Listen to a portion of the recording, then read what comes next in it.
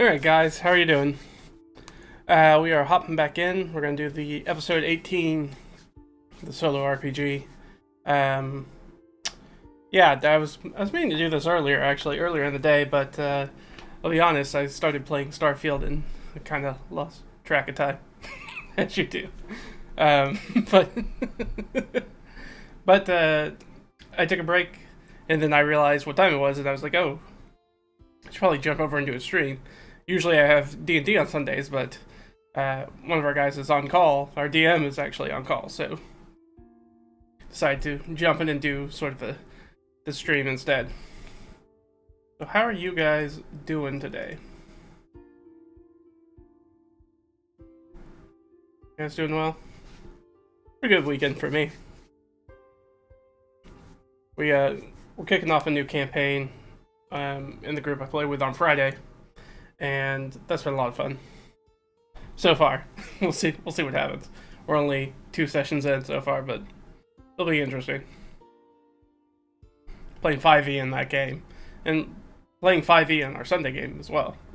So 2 5e games right now. Let's see. Make sure I have everything open that we need open. Pretty sure I do. Let me know if there's any problems with the audio levels or anything. I can double check those real quick myself, but I think everything sounds okay. Let me know if you're having any issues. Let's see. Let's go ahead and okay, got that up. That all looks good, and I'll get over there in a second. Let's go ahead and drop in and do the recap from last time. So, in last time, Leah and with Omer and Delg in tow took off from the regular trout in. After a night of rest, they sort of cleaned themselves up because they're going over to the sort of nearby Noble's Keep to inquire as to this quest that Ott seemed to pick up from the mission board at that inn. And that was sort of their best lead on that. And so they went there. It ends up that the noble in question, not in residence, he is out doing something. And appears that Ott is actually off with that noble. That's who sort of hired Ott. Our friend, our sort of guy tracker, big nasty gnoll. And so since we're trying to track her down so we can get some information, see if she has any information about sort of the group that's been going after Harold, that's been going after our main character Leah, that's been going after Delg and Elias. That's who I was trying to think of. Because it all seems to sort of maybe hook in on Ott, and we're not really sure why. Either Ott didn't put together the pieces that Leah was connected with that plot early on, or she is holding back that information for some reason. We don't know yet, so we're gonna have to figure that out. But we have to find her first. So they're chasing down a sort of magic tapestry rumor that's been around for a while now that nobody's hired, and sort of hired by so basically Leah and our sort of core group right now was hired by the Castellan of the Keep to go actually find the noble, because they've sort of like lost communications with the noble. And so they are currently sort of following that trail to the northeast. And in that process they actually pass the noble's heir heading back the other way. So they sort of cross paths. That helped us sort of zero in a little bit more on Ott's sort of potential location at this point, because we're still sort of, we had a pretty big search area. We knew that she was sort of in that area, and now that's a little bit tighter, thankfully. So hopefully it shouldn't take us too long to find it, to find Ott. Of course, in that process, as we were also going along, we felt we came across a sinkhole that opened up as we sort of as the party was sort of traveling along, and everybody fails their dex save and falls in the sinkhole except the mule that they have. But our three humanoids fell in, and they were accosted by these sort of bizarre slimes that are growing mushrooms, and then a good portion of the party got deafened by shriekers on their way out, which made the next encounter they came across another sort of minor holding by a noble, sort of minor noble, sort of like estate. And that made communication very difficult because most of the party is deaf. And so it was a lot of back and forth sort of communication. There's a little communication breakdown as part of that. And so what I have written down in my notes is that we got weird vibes from that sort of interaction. But, thinking back on it, we're pretty sure that those weird vibes are because they were deaf and just communicating was very, very difficult. But also this lord was not in their keep either, and that was very strange. But we ended up moving on, and then they found a sort of desert crossing guide station, and they've sort of found that the guide wasn't there, so they decided, it was getting late in the day, they decided to make camp actually at that guide station in the hopes that the guide's going to be back and they can ask the guide if they know anything about Ott and the noble and where they are and where they've been. And that's sort of what we did last time. So what are our sort of ongoing goals that we have right now? So the big ones we're still trying to find Ott, and find out about Ott and Leah's connection. And we need to learn more about the Leah and Omer's sort of discredited research, and who exactly is targeting them, because we still don't know that. So let's go ahead. I will go ahead and move this over so you guys can see what I'm looking at. Let me do that real quick. Let's do that. Pop, pop, pop. There we go. Alright, yeah. So there we go. So yeah, there's our recap there on the left. This. Always forget that always goes to 100% so they fit. Yeah, so those are our goals. So let's see. So the beginning of the session,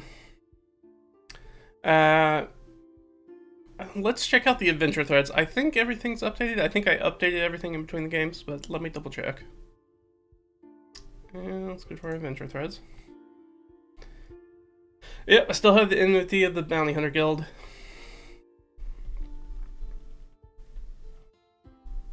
Yeah, we haven't made any progress on the Water Myrmidon plate.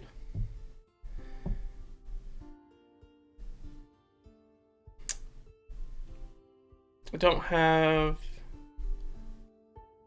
Yeah, so we've confirmed that... I can put that down here. We have done this, because we did travel to the notice board. We did confirm that it is Ott.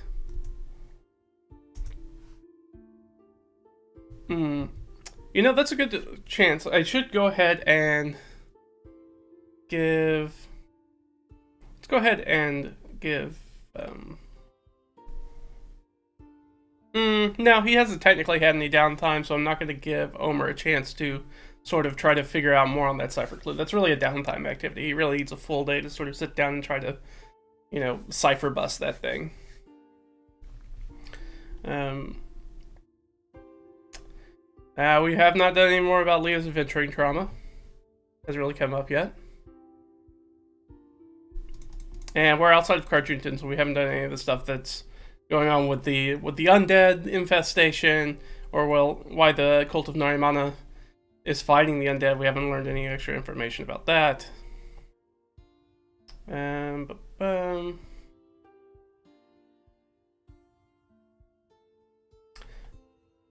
done anything with Slaver's Affliction. Hopefully we're not going to run into Norcruth again. We don't want to do that. Pretty much every time we've run across Norcruth so far has been not great.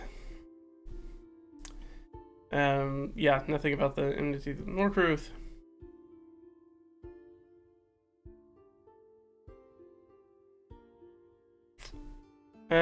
We did find Arias.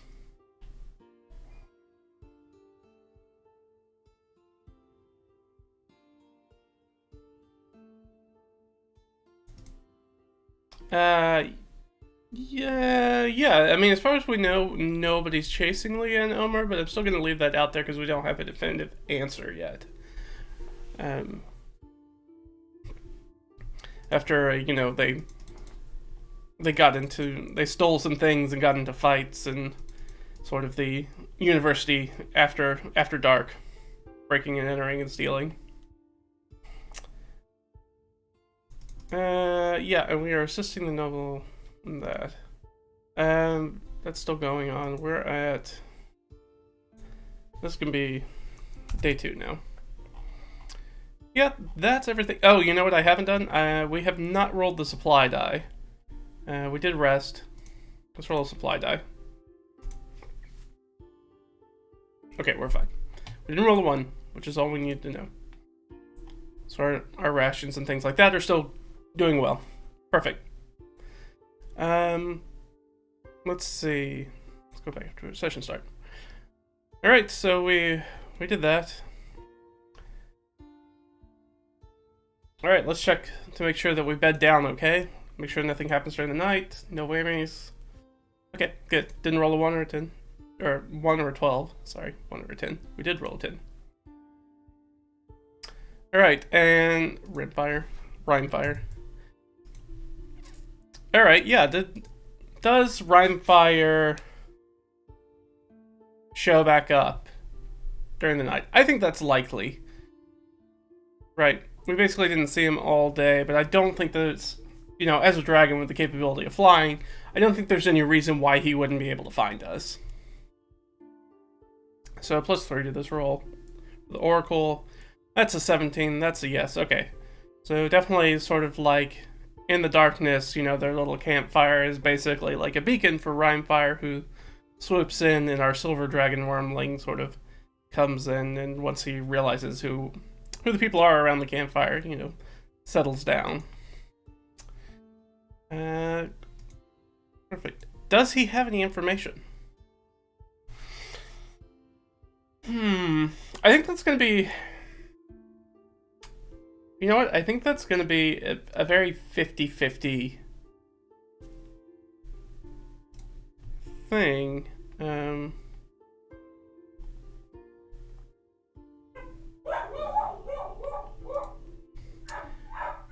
Sorry about that. My dog's being upset about something. Who knows? He'll stop in a minute. I think it's just a flat 50-50 to decide if Rhymefire found anything, because I can't think of any positive or negative thing that would impact that. While I was doing off street. Okay, yeah, so he did get something. So I'm going to say that he's going to get us a little bit closer to zeroing in on our target. So obviously we've got sort of this big red hex that is sort of the area that we're looking for right now. Oh, I guess that's the question. Does Rhymefire have information about Ott and the Noble, or about the guide that we're looking for? Good question. Okay, is it about the Noble? Yeah, alright. Equivocally. Alright. And let's see, what's our order here? So we got 1, 2, 3, 4. So we're at about 5. So let's say zoom it in by D4. Oh, all right. So we're gonna shrink it in by 4, which means that we're very much pretty certain that it's gonna be like probably right here. Probably right here. Actually, that was too much, huh? That's okay. We can go with the center. That I'm fine with that. No sense in us sort of spending all this time zipping around trying to do stuff. And I don't think there's a reason why Rhymefire wouldn't be able to sort of circle in on that. Okay. So, we are definitely heading for this spot, which means that we're going to hit it tomorrow. So Rhymefire definitely, I'm guessing, came across another camp or something of that nature, and is able to basically find out where they are with some degree of certainty. Now, since we're already in here, let's go ahead and roll some... Should we go ahead and do that? Nah, that's fine. We'll do.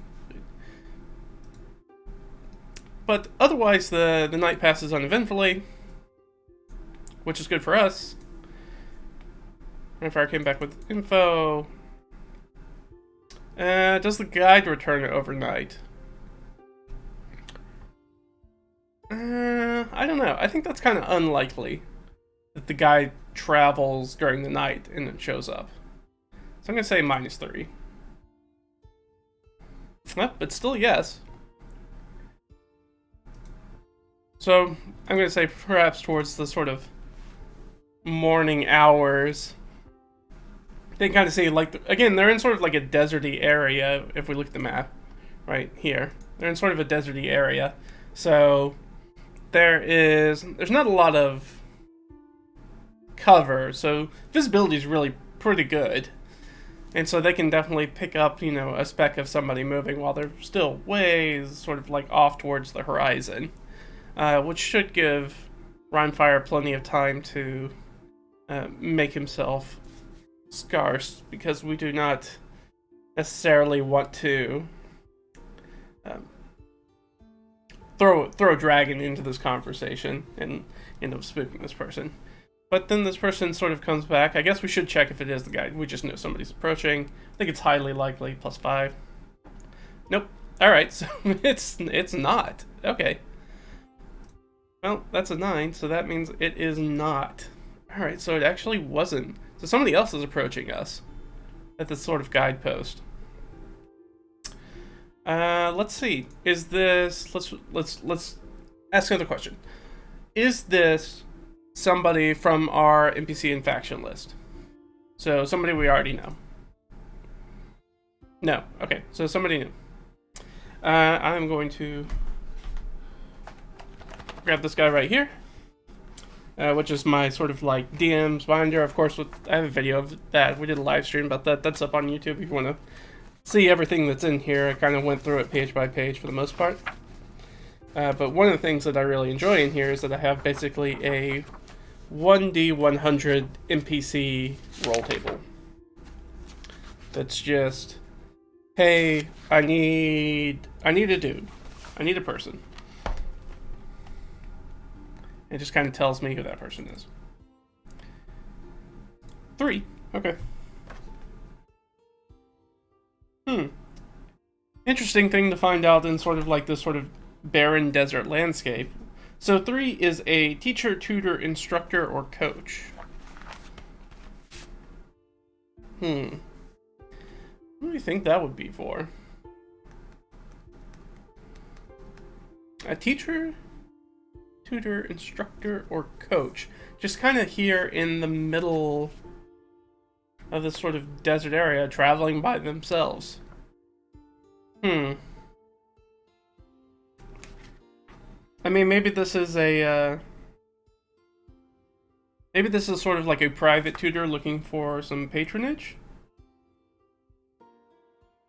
Now, we did confirm it's somebody we don't know. Well, no. We determined it's somebody who's not on our list of NPCs so far, but it doesn't necessarily mean it's somebody we don't know. Because here's the thing, and of course, longtime viewers know this, is that Leah herself and Omer are disgraced academics. And they are part of a research team that got sort of ostracized and blackballed. And so, I guess we should ask, is this one of their colleagues? I don't think that's likely, based off of the place that we're meeting this person. Because everything that happened with them was a while ago. It was, what, 10 years ago? Something like that? So it's been a while. So I don't think that's likely. So let's put a -3 on this. And yet, the answer is yes. Alright, even if it had been -5, it'd still be a yes. Alright, so, we stumbled across somebody that Leah and Omer recognize. Let's see. I've got a quick NPC back here. Let's just grab one of those NPCs and try to figure out who this is.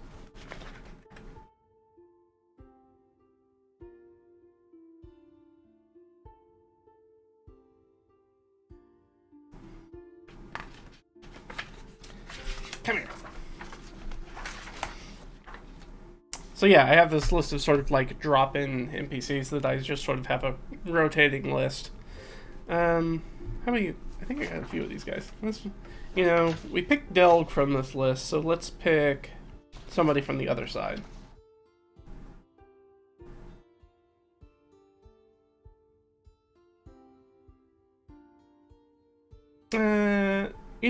I think all of these will work. So let's just roll a d4. Who's it gonna be? 4. Aeolus.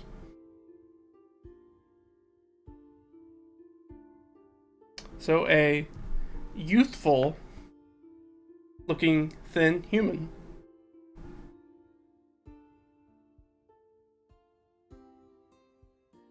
Now, that means that Aeolus is relatively younger than the others, so he must have been the most, probably, I would suspect, the most junior member of this research team. Maybe even something that's more like a TA, like a teacher's assistant, or like a grad student, rather than an actual teacher, an actual member of the faculty. So let's actually just ask this. Was this a grad student? I think given the age difference, that's pretty likely. So let's say +3. Yeah, okay. So let's add that. We should add that down here to our factions and NPCs. And we'll add that here. So under other discredited sages, we now have Aeolus.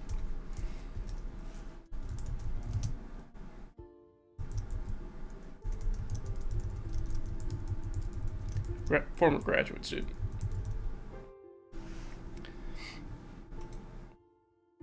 So yeah, so I can imagine they see this smudge of a figure sort of coming over the horizon, kind of coming towards their camp. The last sort of burning cinders of their fires. They're putting it out in the morning and starting to put their things together and getting ready to move. And, this person moving in the desert as you typically do, which is at night, because it's not blazing hot. Instead, sort of coming closer, Rhymefire, they notice Rhymefire, makes himself scarce and kind of screws off for a little bit so they can have this conversation. And then it gets closer, this person gets closer and closer and closer, and then we start to pick up features, and then it's, they get relatively close. I guess let's give them a perception check. Who's going to notice this first? I'm going to assume it's not Leah, because Leah's perception sucks. So she has a -1 in it. And so it's a 14. And let's say, what about for Omer? Nope, okay. Omer's apparently busy packing stuff away in his pack. Leah's kind of squinting, and they're very exposed, so I think that they're really wary about somebody sort of approaching the camp.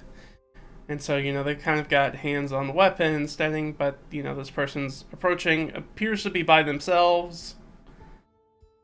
And as they get closer, and, probably as they get close, and the person probably has, like, a face covering to protect them against, like, the sand and dust and wind.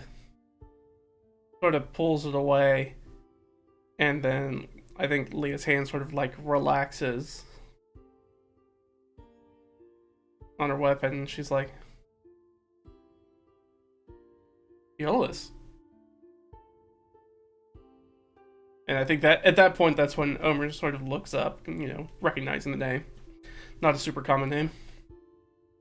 Kind of looks up and is like, what? Because it's Aeolus. Aeolus. And they sort of come in, and then I guess we should see, let's give him an insight check. Like, does Aeolus seem surprised to see them as well? I'm gonna give her advantage because she has more than one person here helping her. Yeah. It's the pros and cons of having, having a character whose dump stat is wisdom. I mean, it makes sense for the character, but you're like, that's a 9. Alright. Is a 9 enough to beat the DC? Let's see. No. I can tell you right there.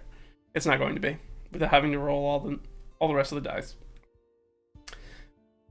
So they can't read. They have no sort of confirmation about whether Aeolus is expecting them or not expecting them, right? Or if this is a 100% happenstance sort of meeting. So I think those kind of comes up and it's like,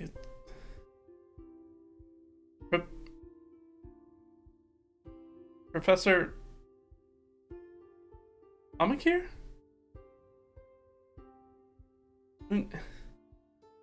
What are you doing here?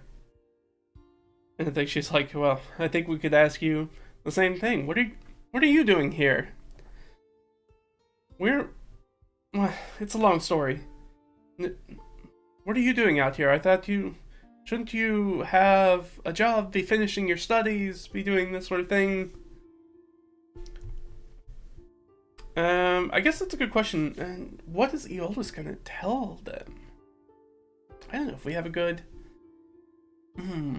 idea about that. Let's ask some. I guess we need to ask some questions. All right.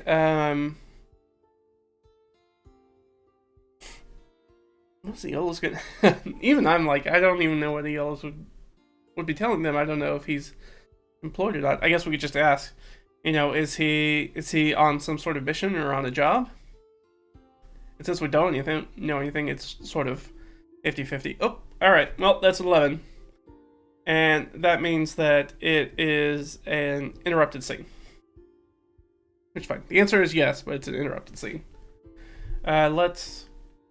Sorry, I'm looking up. I hung up the GM Oracle. I'm just gonna grab it. I forgot to grab it. There we go. I have these little magnetic clips that hang. Alright, so we have some sort of interrupted scene. Let's roll a couple 20s. Let's see what our interrupted scene is. Alright, has something to do with a PC. Well, we've only got one PC.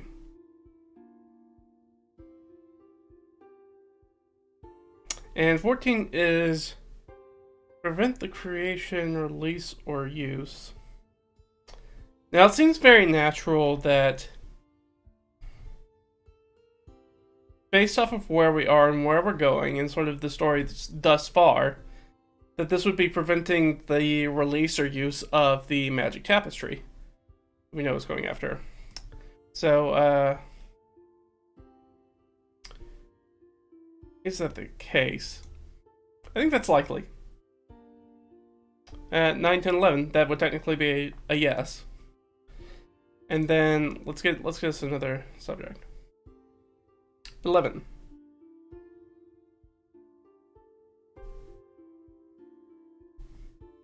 That's an item, object, ordinary.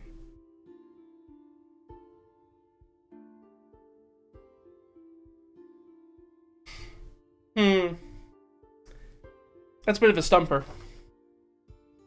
Some factions here that might be looking to interrupt what we're doing. We've got 7 current factions right now. So, I guess, is it a faction that we already know? No. Alright, so it's a new faction. So we're gonna have a new faction in here. So some sort of factions in here, and they are trying to stop whatever's going on with magic tapestry. Interesting. So what I'm going to do is I'm going to roll that 1d100 on my NPC 1d100 again. And then we'll see if that makes sense as sort of like a faction. If not, it may be sort of an individual person. 61.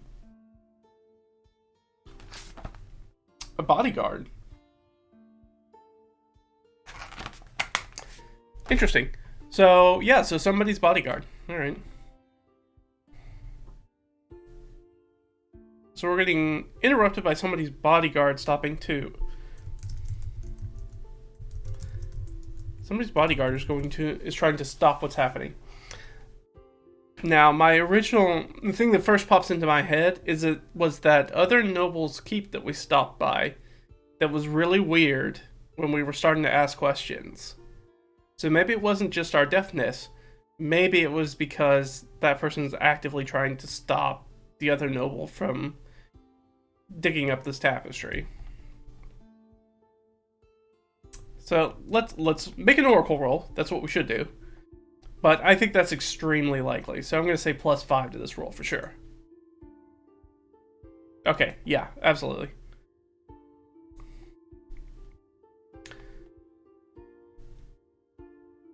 So, somebody's bodyguard.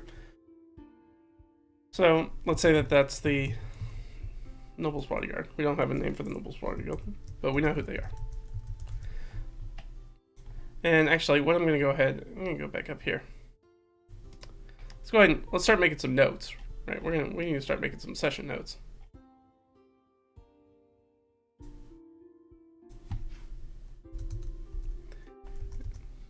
So let's just go ahead down right here. So we made a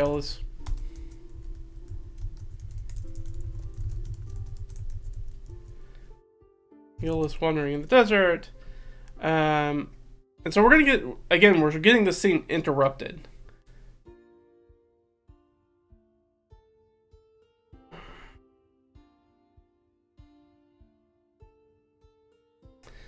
Sorry, and what I'm trying to figure out, and I should just ask the question. I always just ask the oracle the question. That's why the oracle's there.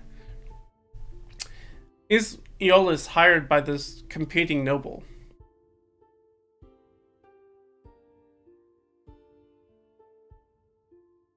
No. Okay. Then hired by the same noble Ott is. So if it's not hired by the other noble, I think it's extremely likely hired by the noble that Ott's also employed by right now. Yeah, so extremely, very much so. Alright. Okay. So that kind of answers that question for him. So I think that means that he comes across this group in the desert and they're kind of coming there and they're just starting to have this conversation. And I think as they do that, there's sort of more smudges that sort of appear on the horizon, a big cloud of dust. I think there's people, these sort of noble, with or without bodyguards with or without the noble, sort of chasing down Eolus.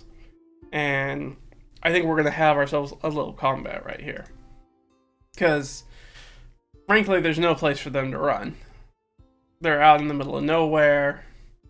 If these people are chasing down Eolus, presumably, I'm presuming that they're on horseback.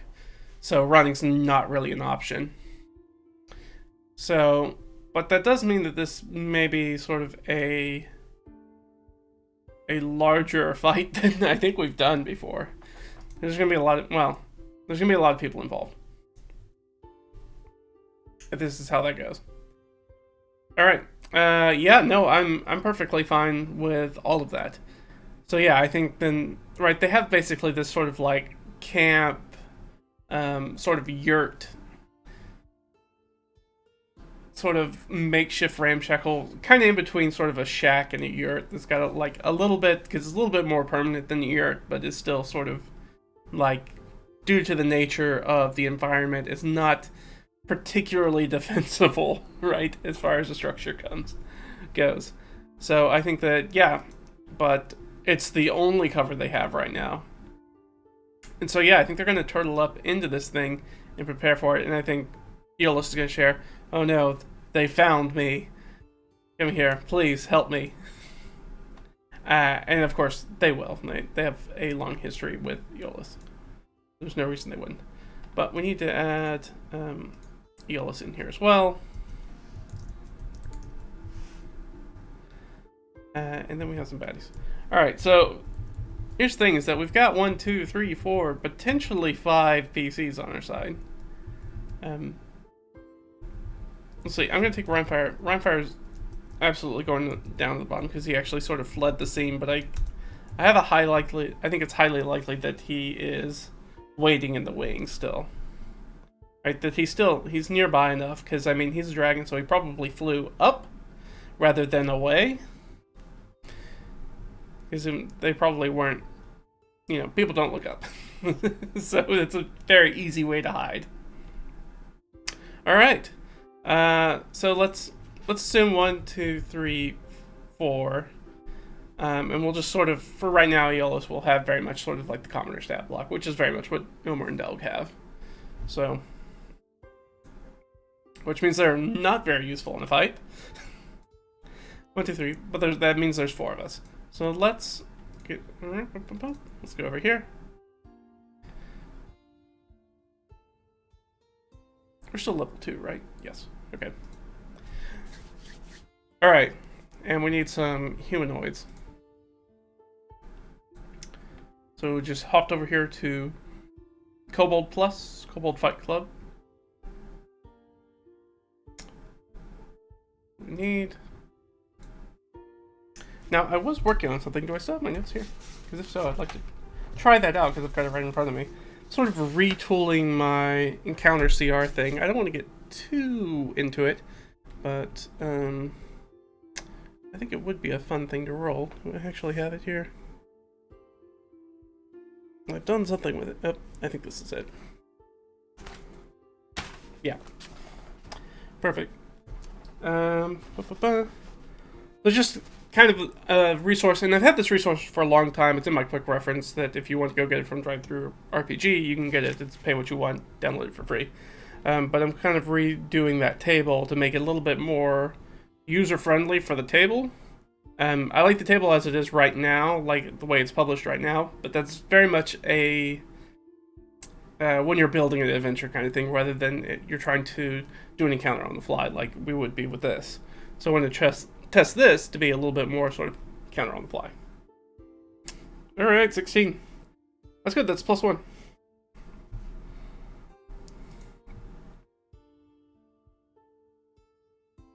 Nice. Alright, well I can't go any lower than that, so... basically what it means is that this is actually an easier encounter. And of course I have a full blog talking about like how I build encounters to sort of get around 5e's really janky CR system by adjusting the level of the party rather than the CR of the monsters for balancing encounters. But we came out ahead, so this means that this particular combat is going to be balanced for 4 first level a party of 4 first level characters instead of second level characters. So it should be relatively easy. And then I always do hard, basically. I don't really like that one. Thugs and scouts. Scouts feel like they would be... Well, let's see, what other CR options do we have for 1/2? Actually, we should probably do 1/4. If we can. Give us a little bit more even odds. Yeah, we could do that. We could do... Troglodytes are pretty straightforward. We could always do troglodytes. How many of these guys can we get? Yeah, that'd be like 3 troglodytes. But we're just reskinning them. They're definitely humanoid guards and not troglodytes out in the middle of the desert. Oh, that's what I forgot to. I forgot to open the monster manual. That should be alright. Monster manual, monster manual. Where are you, monster manual? There we go. Oop. That's the were tiger. Don't need that. That was for character I was working on. Trogs. Right, green. Troglodytes. There we go.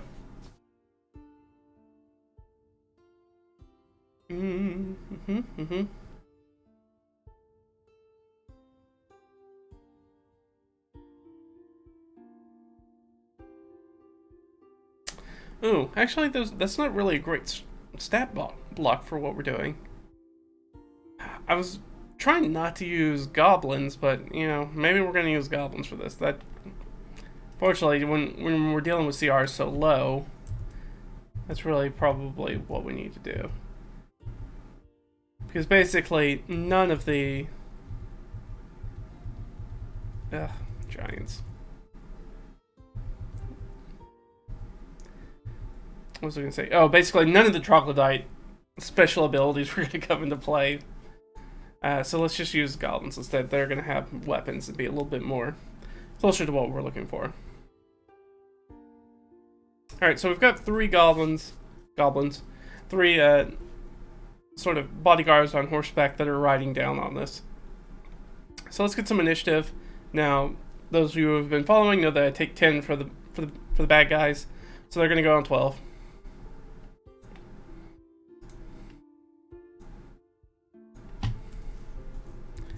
And they each have 7 hit points.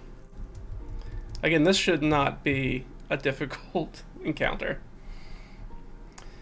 Alright, let's roll some initiatives. Let's roll for Leah right up front. Yep, not what I'm looking for. Yeah, here. Alright, so Leah's going to go on to 16.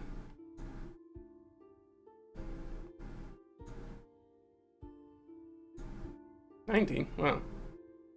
15, okay. Alright.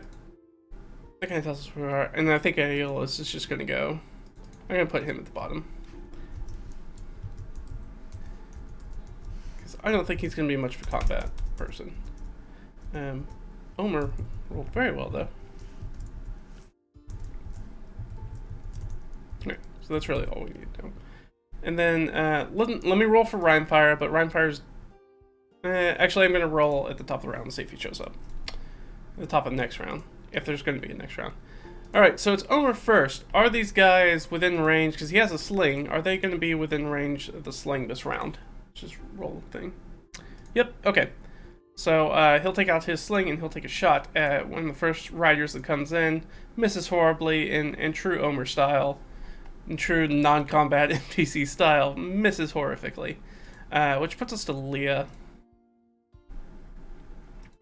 If they're close enough for a sling, they're close enough for a firebolt. So yeah, she'll take a firebolt attack at that sort of key rider in the front.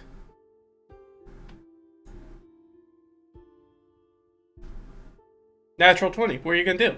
That's a natural 20. She's just going to smoke this guy right out the gate.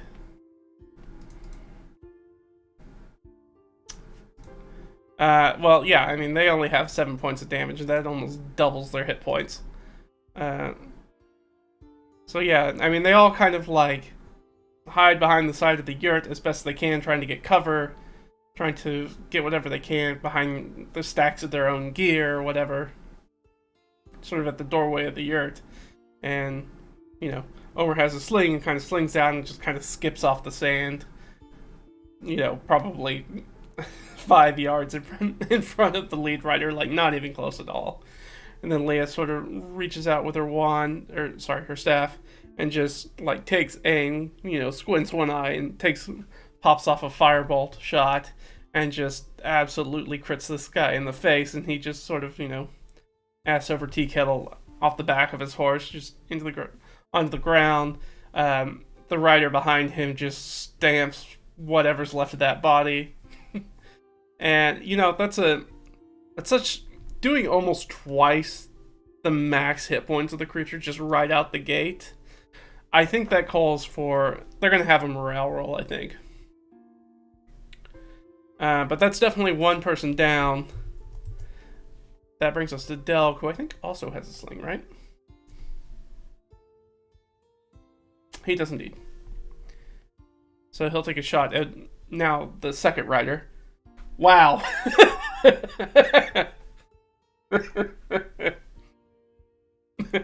Okay.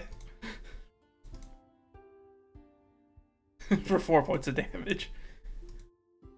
Yeah, and then so she reaches out and takes a shot, knocks this guy off his horse. Second guy runs over that first bodyguard on the horse, trying to control his horse, then gets conked in the head with another sling bullet. I'm gonna make him make a dex saving throw. That's pretty good. Oh, yeah, no, that's a 21 DC. So that guy gets hit in the head, the sling bullet, and just sort of bounces off and falls off onto the ground. Now it is their turn. I think the third one's going to have to do some... Let's just do a light animal handling check. I'm going to make the DC for this extremely low. Yeah, I don't know why I rolled all three. I haven't really only one. Okay. So it's just like in DC 8, animal handling to get around that second rider. Oh. Wow. Gross incompetence on these bodyguards. And just immediately runs over the second one. Yeah, just straight up. Just crushes the one that's on the ground, his head like a watermelon. Just running right over him. So we have the one left. Yeah, definitely time to make a morale check. I think I'm going to make that morale check at disadvantage. I think that, you know, these guys came over the horizon. They were going to bear down on this group of people. You know, they have their weapons out, like, gleaming in the sun, riding hard and fast. And then they just get rocked immediately out the gate. So I think it's disadvantage. I'm going to do a... basically a charisma save for them to stay in the fight. But considering they've got to roll... I'm going to make it roll under, basically. So I guess it would technically be advantage on the roll. So they need to roll an 8 or under. But they don't. So that person sort of wheels their horse and starts to ride off. They're like, nope, never mind. They're just taking off. That's the end of the round. So let's see. Does Rhymefire show up? Yep. Imagine that, like, guy wheels his horse around, you know, kicking up sand all over the place, starting to, you know, ride back hard towards the horizon. Oh, exactly the way he came. And then there's just sort of a shadow that passes overhead. And yeah, I mean, I don't think that this guy's aware of Rhymefire whatsoever, so I'll give Rhymefire advantage on it. For a third natural 20 in one round of combat, basically. Comes down and just... it's like watching a small child get hit by a truck, unfortunately. It's just like, there was a person riding on that horse, and then there wasn't a person anymore. And then there's just sort of like a rag doll rolling through the desert, arms and legs bent in the wrong direction, all breaking as, you know, Rhymefire just basically comes down and just sort of like body checks them off the horse, just sends them, you know, just the concussion of that blow, just the tremendous force of being hit by a dragon. Alright, well, that was a nice fast combat. I thought it might go fast. I didn't think it was going to go quite that fast. Alright, well, go ahead and Mark this guy off the board. No longer any baddies. I think, right. Eolus probably immediately starts freaking out when he sees a dragon. Because things just went from, like, really bad to exceedingly worse. But everybody else around him's like, yay! When Rhymefire takes down that rider. He's like, oh, yay! I guess we're all the same side. Alright, yeah. So that's the end of combat. And then I'm just gonna add the notes chased by. I guess we didn't determine if one of those was the noble. Was one of those the noble?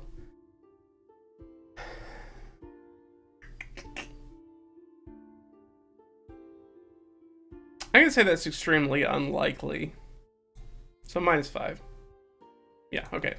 So none of the noble. It was just bodyguards from the noble. Good. We really didn't want to, like, start murdering members of the peerage. Leah's already gotten into enough trouble killing people. Mainly because she keeps getting attacked. But, you know, she already can't go back to Cartridgeton for a while, based off of everything that's happened there. You know, you kill somebody, you get into a big fight in your old place of work, you steal some things from it, you have to do some community service that you definitely duck out of, you murder some other people, I mean, kill some other people, not technically murder, you know, sell some of the property that you stole. Yeah, it's not great. It's not a great look. But yeah, that's the end of combat. Come back in. I think at that point, Rhymefire will return and sort of join the party. So I think what we're kind of setting up here is we've kind of got this sort of like Raiders of the Lost Ark kind of thing going on, where we have it feels like two separate factions trying to find this mythical item. And both maybe not quite sure where it is. And then there's no real reason to sort of RP that out, but obviously Rhymefire comes in. Omer has a relatively, certainly a closer relationship than anybody else in the party with, anybody else in the party does with Rhymefire, being his sort of caretaker when he was, you know, chained up by Norcruth. So I think they make some introductions and things. I guess we should ask if Rhymefire's had any actual luck finding a lair. Or, frankly, what we should ask is if Rhymefire's interested in the sinkhole that we fell into, I guess. Which is really the question. And I don't think that's very likely. In fact, I think it's very unlikely that makes sense for a dragon residence. Yeah, I mean, with a -5, that knocks it down to 10. That's a no. Alright. Any other notes we need to... oh, we do know that... This and... Earned by... Should probably give these nobles a name at some point, or else I'm going to start confusing them.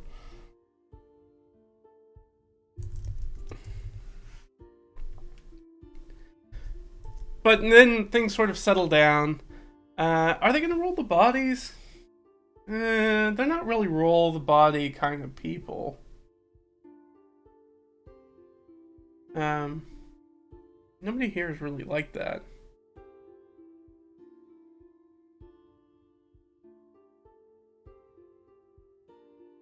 Yeah, I don't think they would. I guess let's see. You know what? I'm gonna give Leah an opportunity.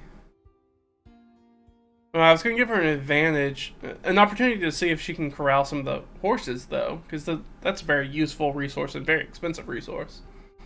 It would help them out. And I was going to give her advantage, but I think that by having sort of multiple people help her, but I think that advantage is canceled out because of Rhymefire's presence, right? I think the presence of a large sort of apex predator like a dragon is going to unsettle the horses just as much as sort of like the violence has.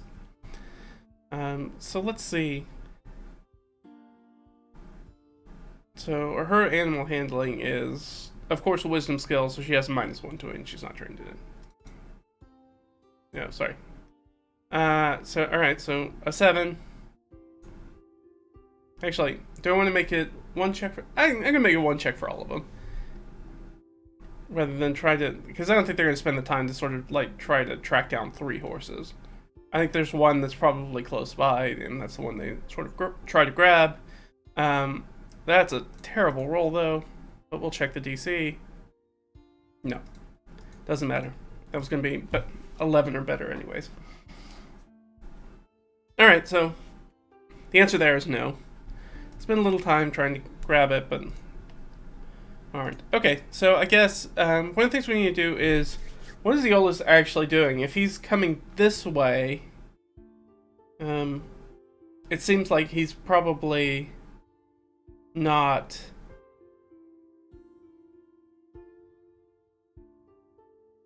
Let me just ask.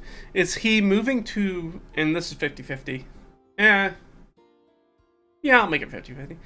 Is he en route right now to rejoin his friends?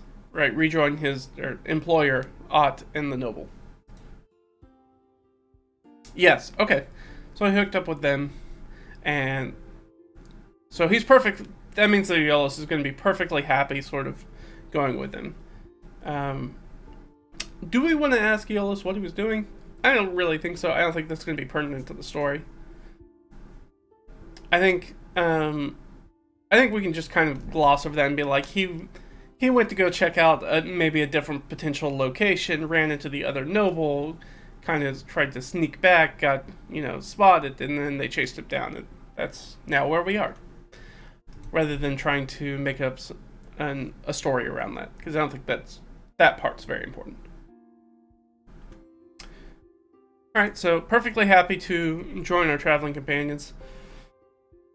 At least for right now, not going to make him a full-fledged sort of sidekick NPC at this point. We've already got 2, and he would basically be very close to a carbon copy of Omer, because he's basically got the exact same sort of background and setup. So I'm not going to do that.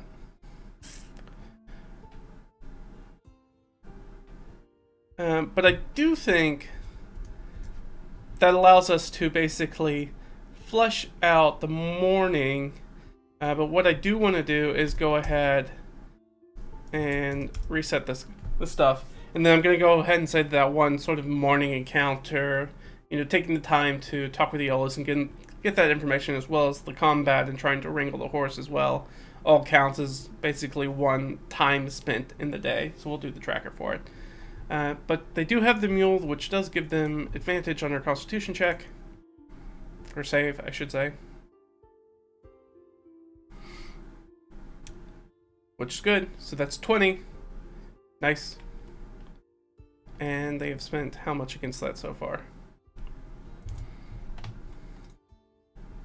1. Good. So if you're new to sort of joining the show, I want to explain sort of the constitution threshold and progression thing real quick.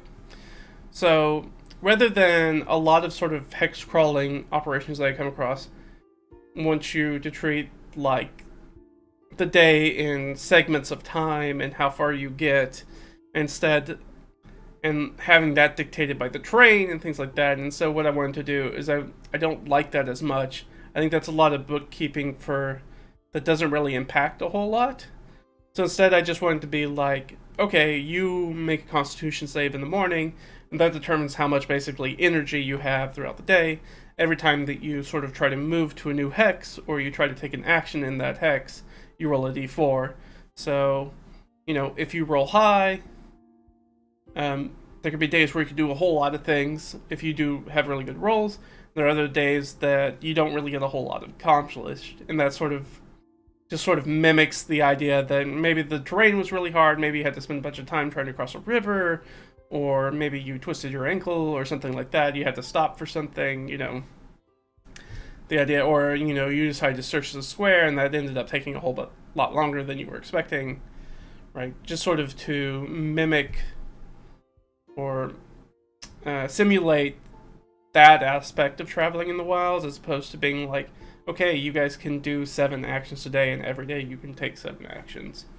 Which, with my own personal background in sort of backpacking and camping and things like that, and, you know, going up and down mountains and doing canoeing for days and days at a time, right, feels much more natural to me, at least. But that's where we are. Perfect. We do not need Cobalt Club right now. Gonna go ahead and close it. So we got that. So we're pretty sure that that area right there is where we're going to. Get our little blue target, blue reticle crosshairs. So let's go ahead and make a move into the square that's going that way.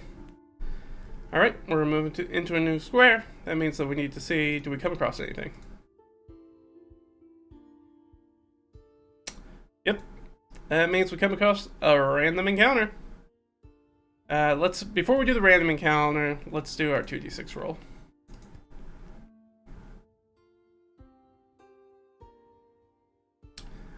We rolled 9, which is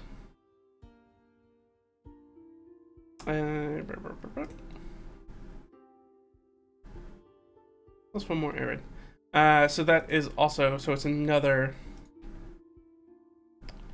It is another desert hex that we're going through. Do we come across anything while we're in there? No. Alright. So we move into this square, and we are going to have a random encounter of some type. Do we want to use one that I've got pre-prepared, or yeah, you know what? Let's just come up with one. It'll be fun. I'm going to use the 1d20 thing though, again.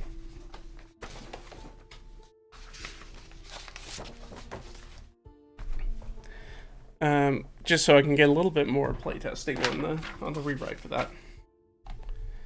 All right. Ooh, that's really good. It's a pretty suitable advantage in our favor. All right, so we let's get our filters back up. So this time we don't necessarily need humanoids, and I'm just going to do it by sort of our natural environment, which is desert.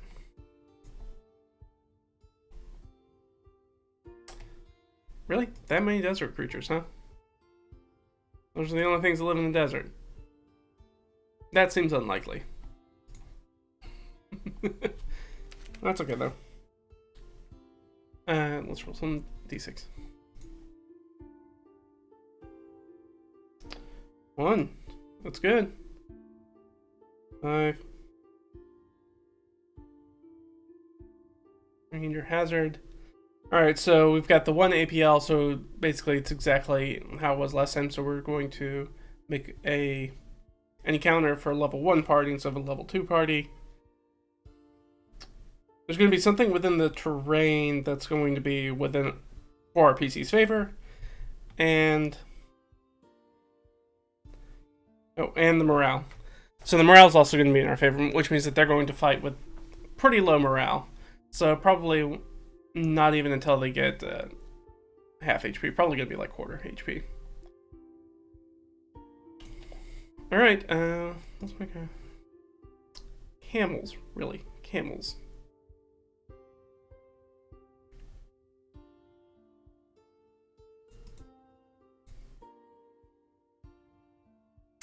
I feel like that can't possibly be right. That the only thing that we have for deserts are camels? That just doesn't seem right to me. Like, did I screw something up? Do I have a different filter on? I can understand there not being a lot of stuff for it, but like, something. I think I've even got better things for that in here.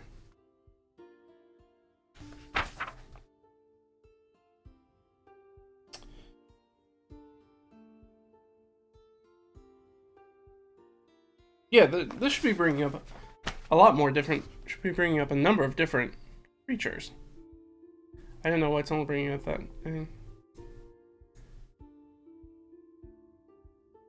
Yep. All right. Well, I'm not going to use that. Let's see what's on here.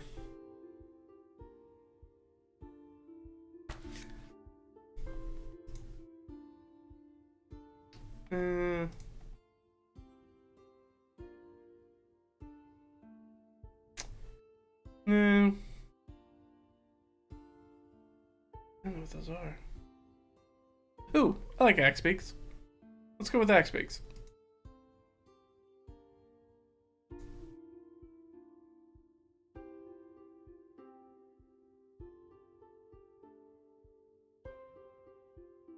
So, 3 axe beaks. So sort of a little group of large birds that we come across.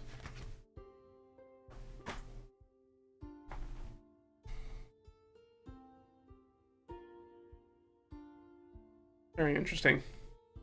Put that in here. Axe beak.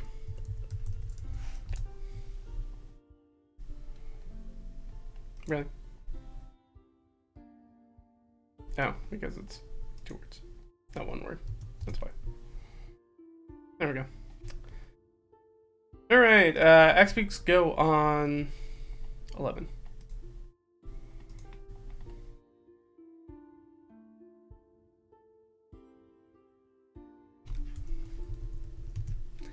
How many?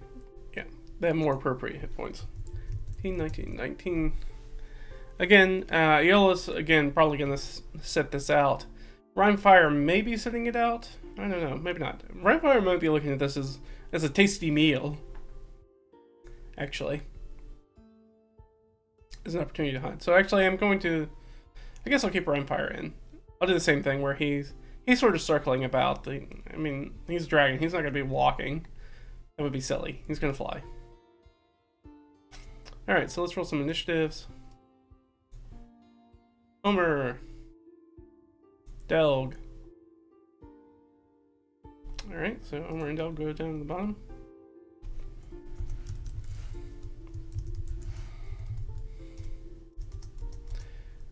Hopefully Leo will roll a little bit better. Again, this shouldn't be a really long fight. We have a lot of stuff that's sort of in our favor. We have a lot of advantages. And Leah has +2, I think, right? No, +1. So she also goes on 11. Whenever I get a split like that, I usually defer to the PCs. They're the heroes of the story, after all, so she'll go first. Yeah, I think there's an axe beaks kind of come over then. And, right, axe beaks are kind of a weird sort of species in D&D. They're sort of an even more aggressive ostrich and emu sort of variant, right? But, like, will go out of their way to sort of attack humanoids.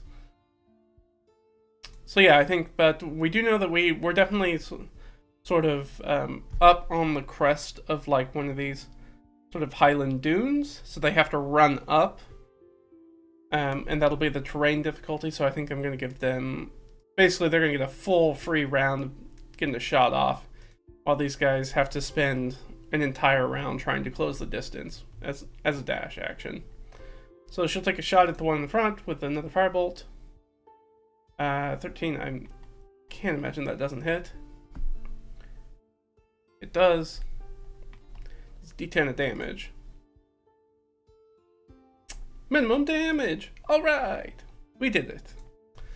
Alright, so one in the lead gets tapped with some light damage, kind of ducks its head, and kind of squawks. Meh!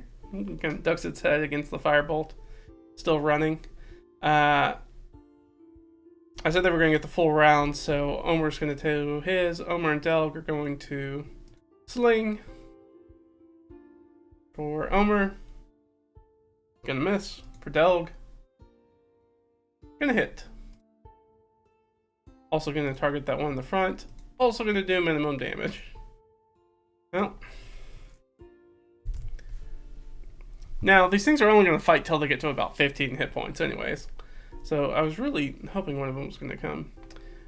Just right out the gate. Alright, does Rhyme Fire show up at the end of the round? No. Just gonna let it 50-50 because once you start throwing things like dragon wormlings into the mix for like encounter balance, things get really weird. So it's just sort of like he will show up eventually if enough rounds happen. Alright, Leah's gonna go again. Ooh, does Leah have a good spell for this?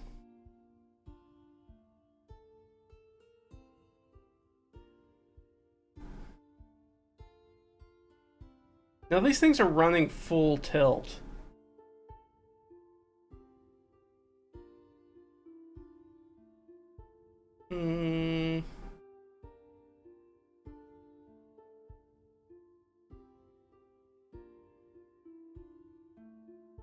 That's what I was thinking. It's like she could. There's grease. I could use grease.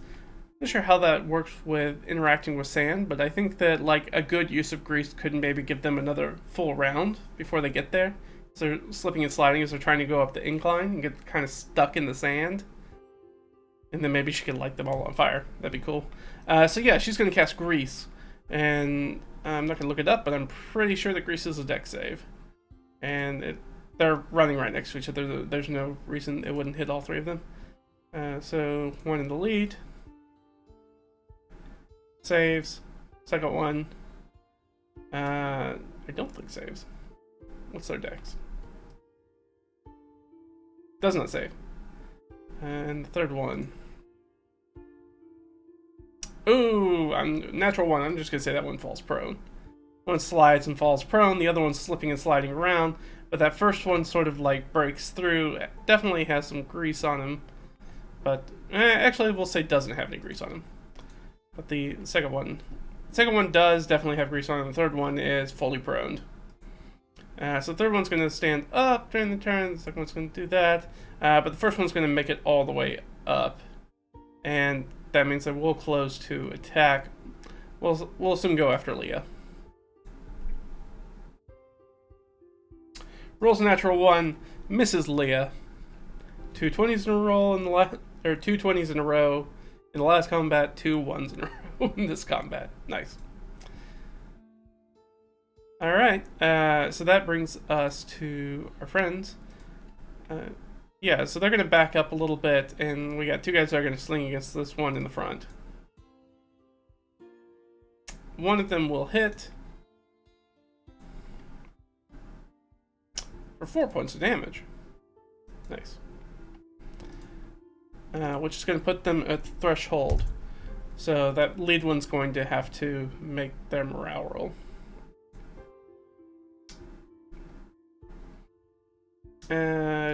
Who's next? I think that's everybody, right?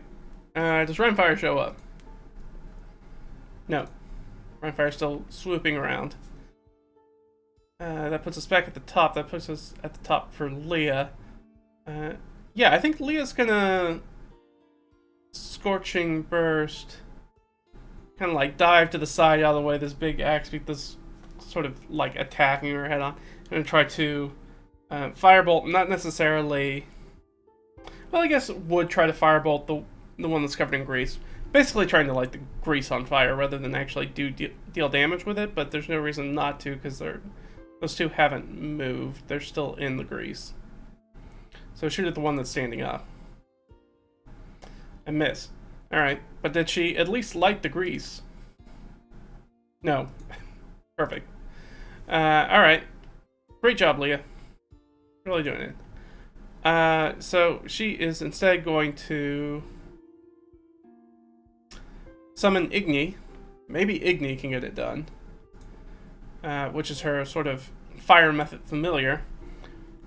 is going to fly 40. Yeah, should be able to do that, right?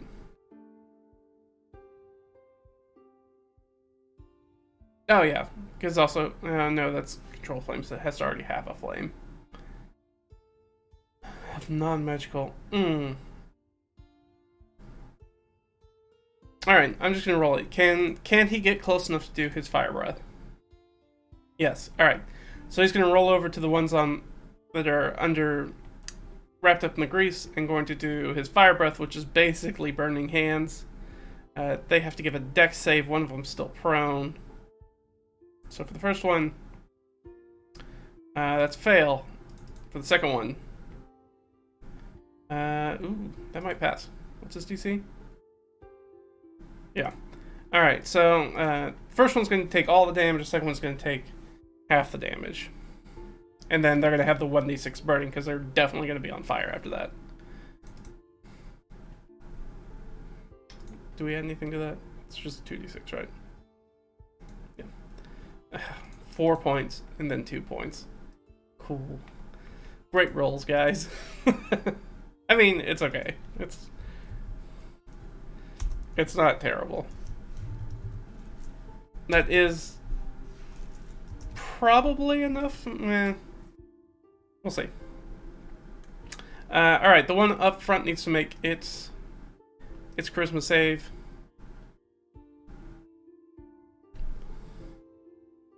Uh, 14. What's that charisma? Oh, yeah. So that one disengages and boogies out. Nope. Too much. Not going to be able to eat these humans that easily. Or humanoids. That easily. The second one.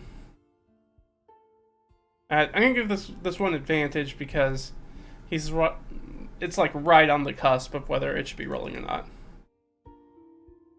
Okay, so that one would pass. So that one's still in the fight. And the third one doesn't need to roll. Third one gets up on its turn. And it's probably going to go after Igni, because Igni's close. Does the second one go after Igni? Yeah, probably. Probably. Let me take their damage.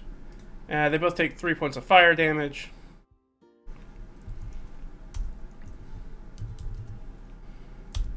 So they'll definitely be making saves now. And then they're both going to turn and try to attack Igni, I think. Well, both of those are going to hit, and one of them's a crit. Which is hilarious. Alright. Alright, well that's a whopping 15 points of damage. Which I think is just enough to just straight up murder the crap out of them. Actually right on the money, huh? Right on the money, so Igni gets just obliterated with axe beaks, just pop, pop, pop. And poof! Poofs back off to the elemental chaos, and he is gone. And she will have to resummon him later. Well, neato. But that was the axe beaks, and it's better than you know, a character that can die on this plane, I guess. Alright, yeah, I think Omer and Delg are both going to go against that one that's 12, that's still on fire, but is up. They'll go against the same one. One hit. 3 points of damage. So down to 9.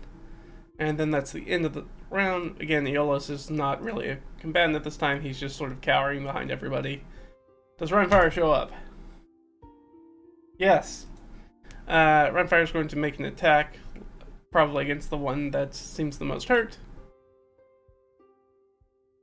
They've only got an AC 11.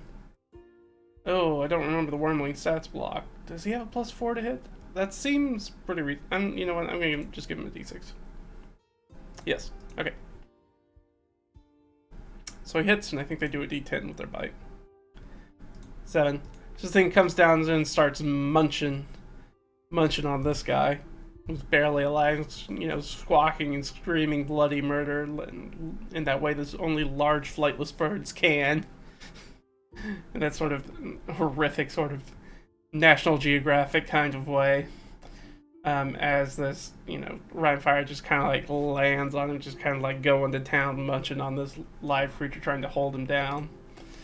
So, that's fun.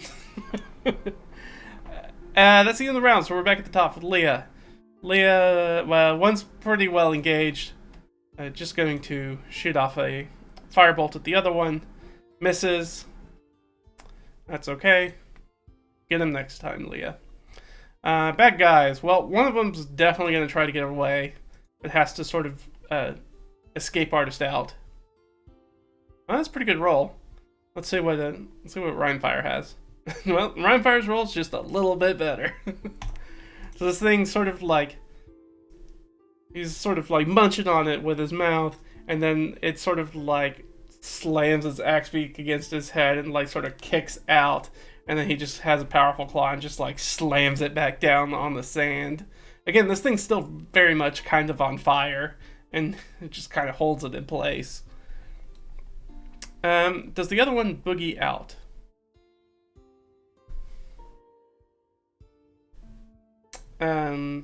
Yes. The other one is otherwise unengaged, so that one's just gonna run away because there's nothing that's gonna stop them. They run fast. Which brings us back to the top, right? And I think that's good enough to call it combat. It's got too many combatants. That thing's not getting away, and Rhinefire's gonna have himself a little lunch, or more of a after breakfast snack, really, or maybe just breakfast at this point. So that will resolve that combat. They're chewing on him. All right. So we enter the square. Do we want to spend any time looking in this square? How confident is Aeolus that they're in the next square? Yeah, let's just ask him, like, how confident are you? Should we actually look around, or can we press on? Like, how confident are you that we're in the right, that we're not in the right spot? He's not super confident. He's like, I don't know. The desert kind of all starts to look the same.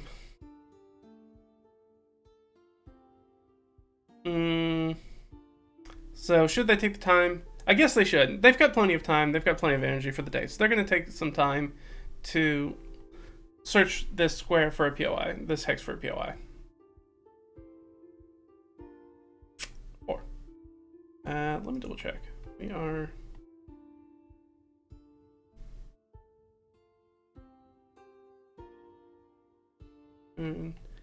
Sorry, I'm just losing my place. Bup. That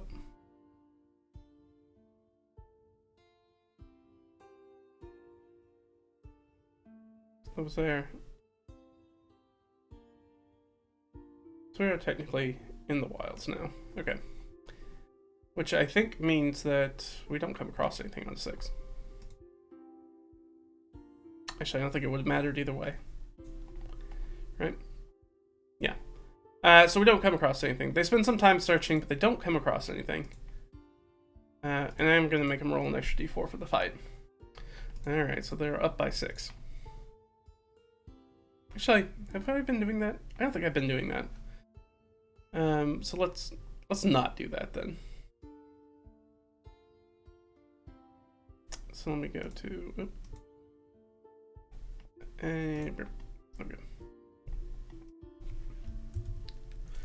It's up to 4, but we did confirm here that there is, in fact, no point of interest. There is nothing important here.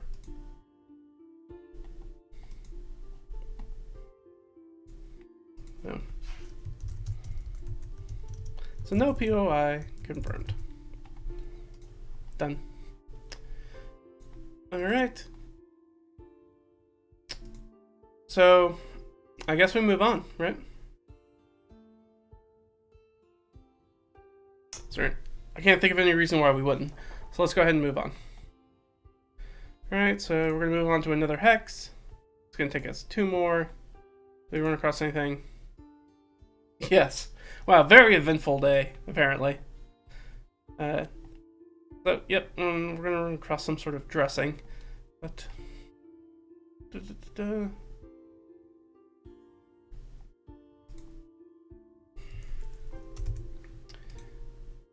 No, I was doing it, right?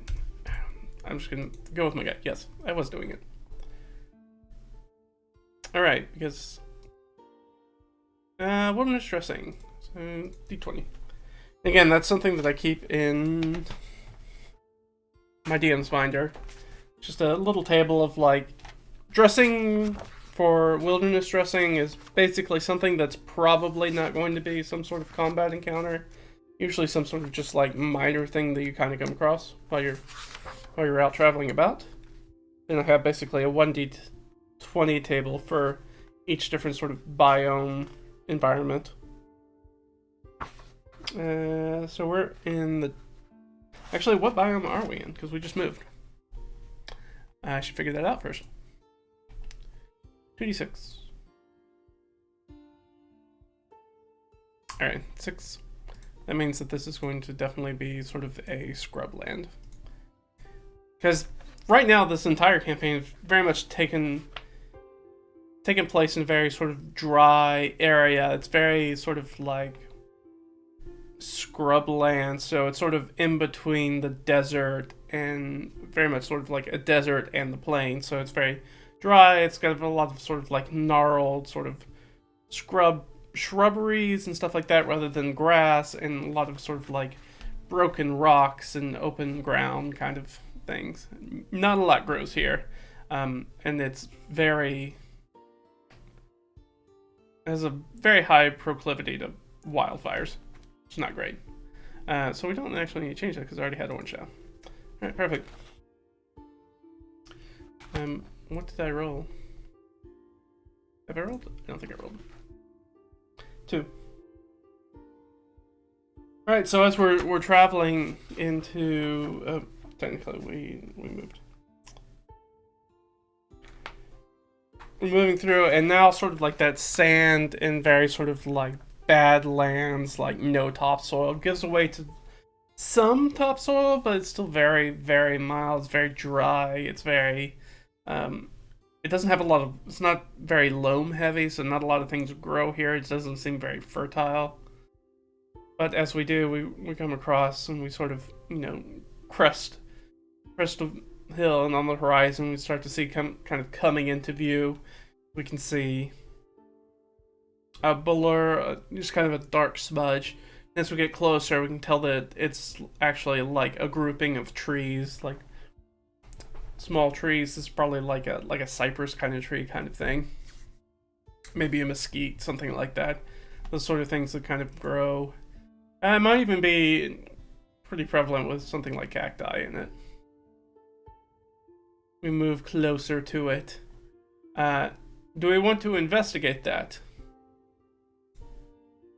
First, let's ask Yolis. Is this familiar to you?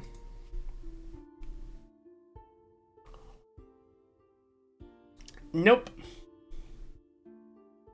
I'm starting to get the feeling that Yolis has not been to the specific location that Ott and the Noble are supposed to be at right now. I get the feeling that they split while they were on their way, and they just kind of gave him a very relatively good idea about where they were going and what to look for, so he could find them again, if need be. So yeah, he is definitely not, this is not familiar to him.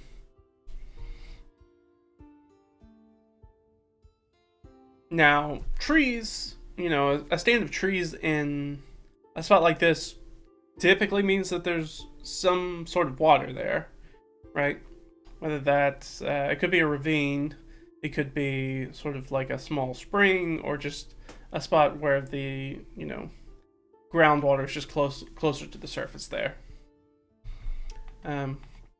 But because of that means that it's highly likely that we're going to run into something there, whether that's people or animals or something else. So is that what we want to do? Do we want to keep chasing?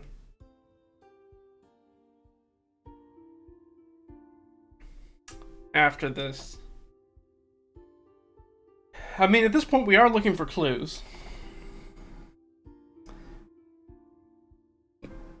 But we are also doing very good on our supplies and our energy for the day.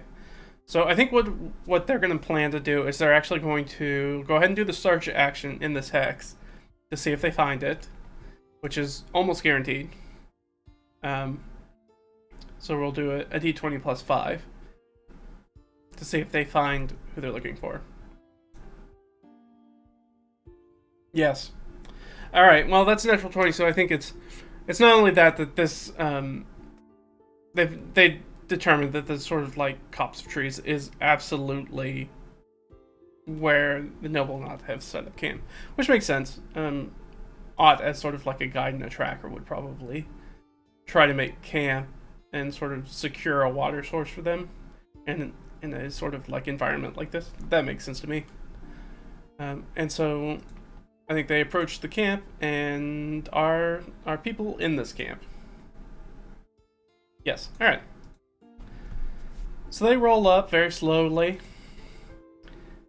and I think it's probably who's gonna get the drop first. It's gonna be Ott, or is it gonna be Leah? We'll just do a perception check. It should be a perception or insight. I guess perception. No, I think it makes sense as insight. I don't think this is a question of whether they can see each other. I think it's a question of whether they recognize who each other are first. So let's do Ott first. Ott rolled really well, and she has a high wisdom. Leah rolled low and does not have high wisdom. Alright, so I think that, yeah, they're sort of like cautiously sort of coming upon the stand of trees, and then, you know, there's a sort of like rustling of branches and the slight undergrowth that's there compared to basically everything else that's mostly barren for the most part. Except for, you know, like shrubs, yucca, you know, cacti, that sort of thing. And sort of there's a rustling, and then sort of standing out from sort of like this cypress and juniper is our 7 foot tall, mean looking friend of friends, Ott,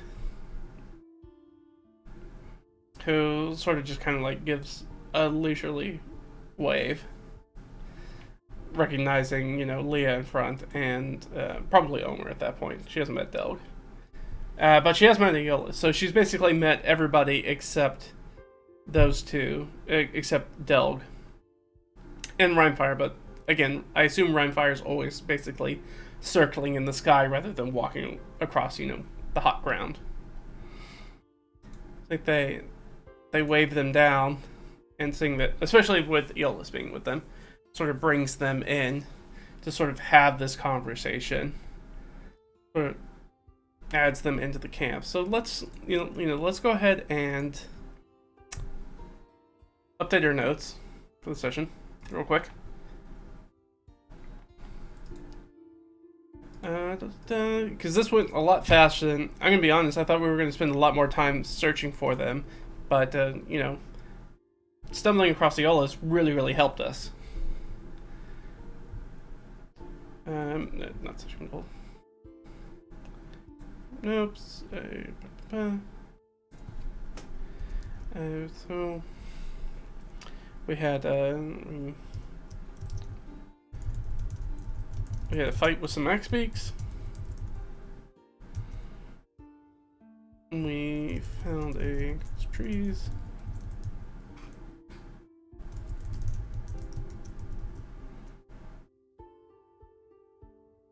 I guess it's odd. Do we approach? Is the noble there as well? I think that's highly likely. +5. I don't. Yeah. Okay. So 9 noble. I just wanted to make sure, rather than just assuming all that.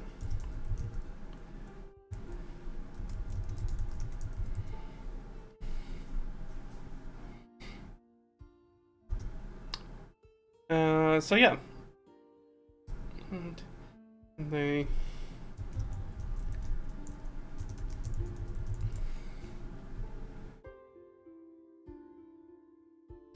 I'm trying to think, how much time do we have left for the day? Our energy left for the day. Oh, we're at about half. That's not too bad.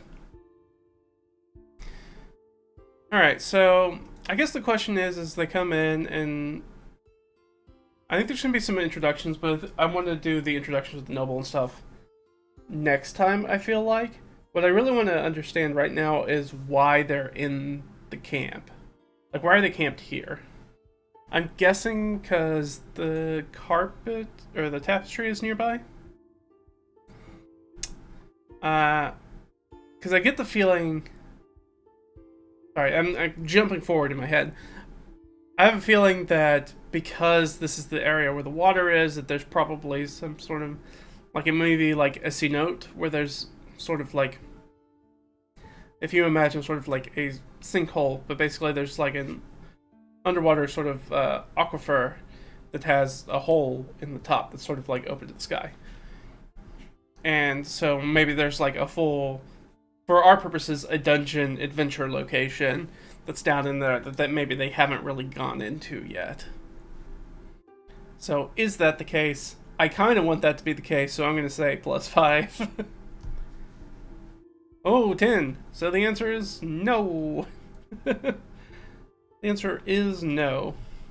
And technically, that should be an interrupt scene, which kind of makes sense. And I think that's going to work really well for us, because I want an interrupt scene so we can end it perhaps on that instead of... And then we can start off next time diving into asking a bunch of questions about the noble and figuring out what's going on. So basically, let's say that they basically enter the camp and get up to that. And...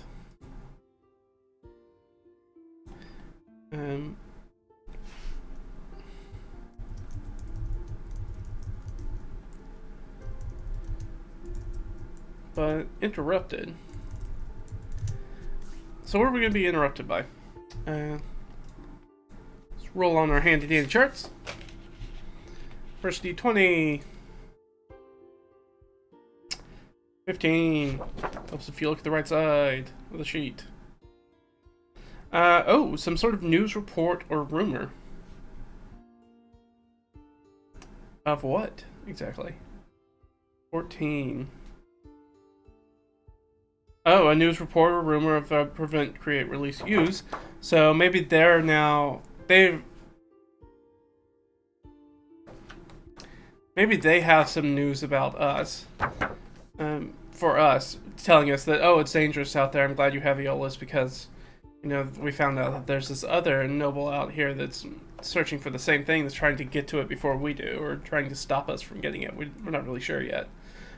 Is that the case? I think that's likely. Yes, okay. Alright, so that's sort of the thing. Alright, but what actually interrupts the scene because of it?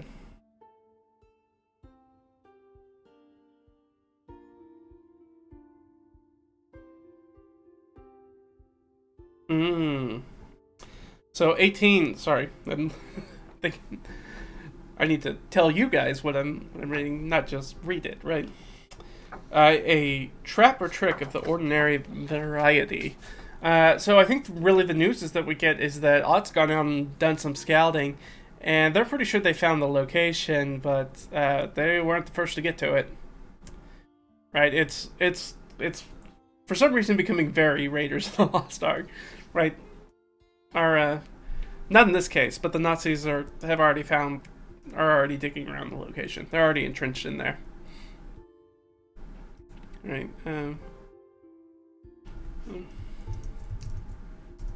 Let's say rival noble. There first.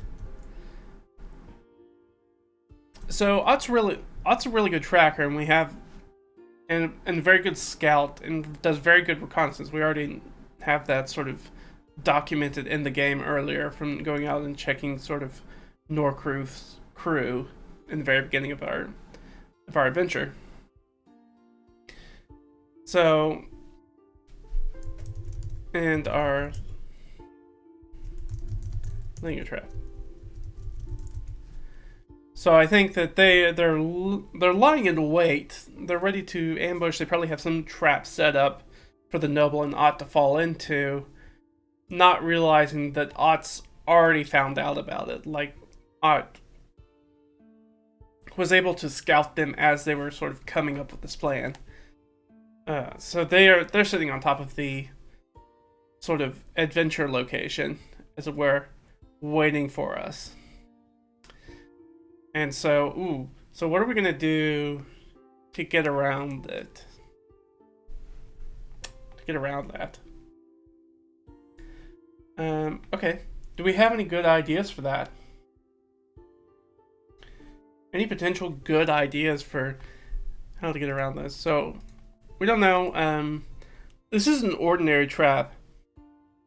I guess we should ask, is it... Because I don't know if it's an ambush or if it's a trap. Like in the mechanical sense.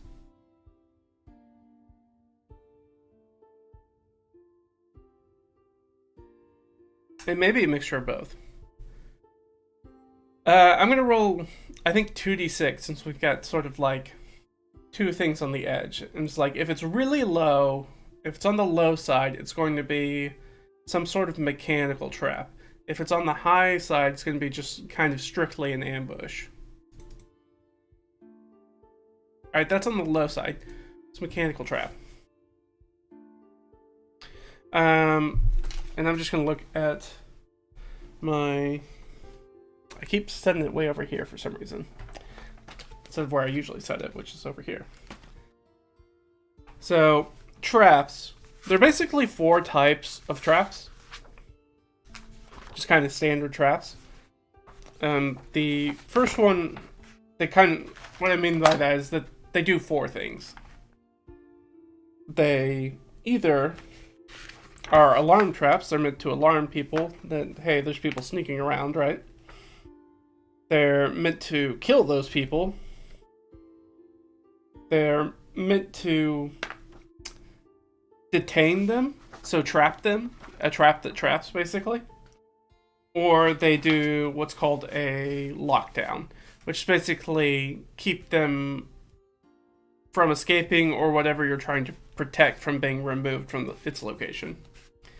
So, if I wanted to make some examples of those really quick, right? Obviously, in our everyday life, like anybody's sort of like home alarm system is definitely the alarm, right? Standard alarm alert the defenders, right? Also, a booby trap is always meant to kill people, right? Whether that's, you know, the old,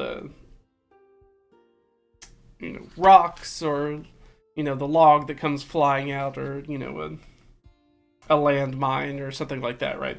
Those all do that.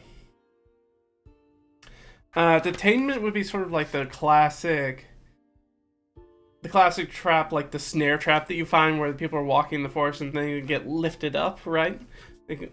Like the net that grabs them and lifts them up into the trees, right? That's a detainment trap, right? It's meant to capture you and hold you for somebody to find you. And then a lockdown one is very similar to, I think the easiest pop culture reference for that is, if you ever watched any sort of like museum heist or jewelry heist or something like that, where somebody breaks in and they're like, oh, but if you set off the alarm, like, it closes all the exits and you won't be able to get out. Right, that's sort of a... So it's not only meant to keep you in there, it's more importantly to keep the thing that you're trying to protect also in there from coming or going. So yeah, I think that there is... So I've got a list of sort of like improvised traps. So let's say it's one of those 4, right? One of those 4 sort of archetypal traps. So what are they trying to accomplish with the trap? 2. Detainment. Alright, so that's a lockdown. Sorry, not a lockdown. A detainment trap. Alright, so they're setting some sort of detainment trap for us.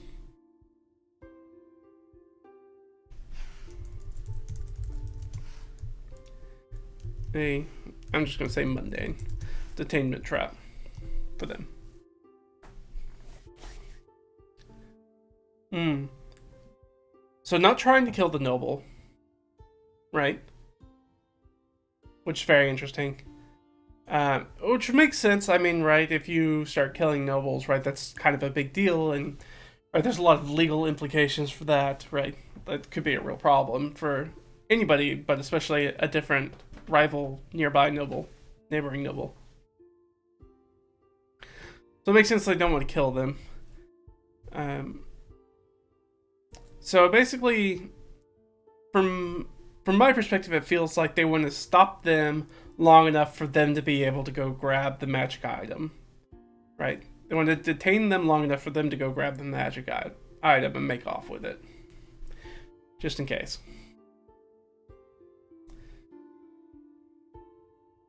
So I guess really the question is that I have now is that I think I can move this.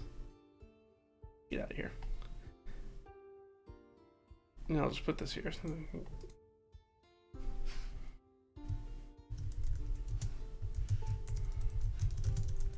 Just so we know that it's here.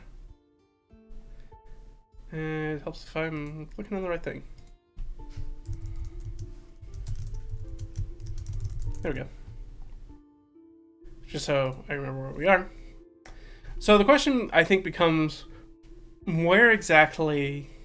Now, we know that Ott's been there, and Ott's just a straight-up tracker guide. Like, that's her bread and butter. Right? They're her stock and trade. So, where exactly? Because it's clearly not here. So, where exactly is it? So, let's do like a 1d6 and then a 1d4. Kind of give us a particular direction. Yeah, what am I looking for? There we go. Right, 4 and then 2. Okay. 1, 2, 3, 4, and 1, 2. Oh. That doesn't make sense, I don't feel like. Well, maybe it does. That may complicate things. Alright. I'm just gonna put here.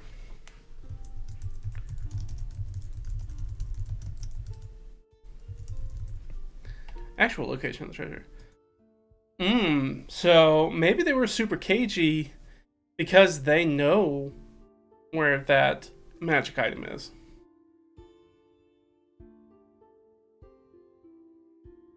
Maybe that's why they were so cagey when we tried to talk to that noble, right? And why the noble wasn't there.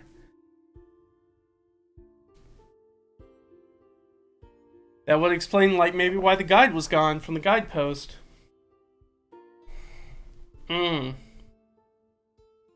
Because the guide's not with them. Well, let's double check. Is the guide with them? I think it's highly unlikely. -5.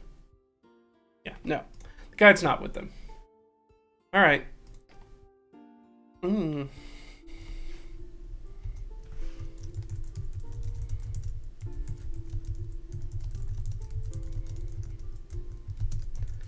So maybe they had a much better idea of where that treasure was to begin with.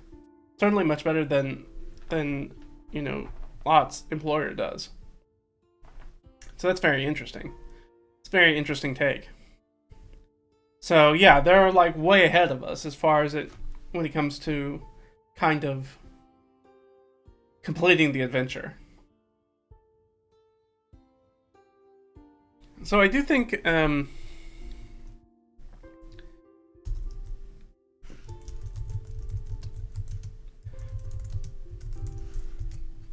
I think we have a big question. The big question that we have right now is a motive for the rival noble. Like, because I don't think we have a very good, at least I don't feel like I have a good idea of whether this rival noble is trying to protect that treasure from it being taken away. Like, they're defending it. Like, they're the defenders of that treasure. Or they're searching for it themselves.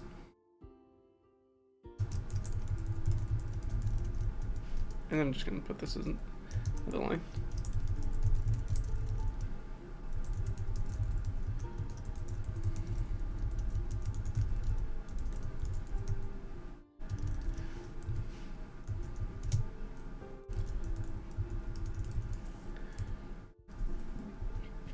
Because maybe there's some reason why we can't take this. Maybe they're protecting it. Ensuring that, right, the very classic, like, we don't want it to fall into the wrong hands kind of idea. Because we know nothing about Ott's employer as far as sort of their motive. We just know that they've been looking for it for a very long time. Or at least been trying to get somebody to help them look for it for a very long time. So, interesting. Huh. Not really going the way I had expected. So now it seems like we're going to have to backtrack. Which we have a little bit of time left in this session. Do we just want to... And we've only spent about half our energy for the day. Do we just want to use our hustle muscle and just, like, hoof it back as fast as we can? And see if we can get there before nightfall? Because we're not that far away. Especially if we're not going to stop to... we're not stopping to do anything.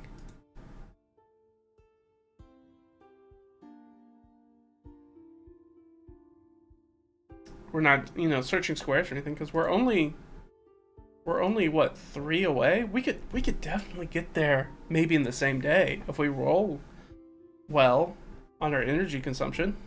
We could probably get there. Yeah, I mean, I think that they know that they're lying in wait for them, but they still think, probably as far as we know, those riders never came back, so they still have a little buffer time, I think, before they're going to figure out that Ott and our team knows what's going on, right? Because I think we've got some leeway. Now, we do have another question. We do know...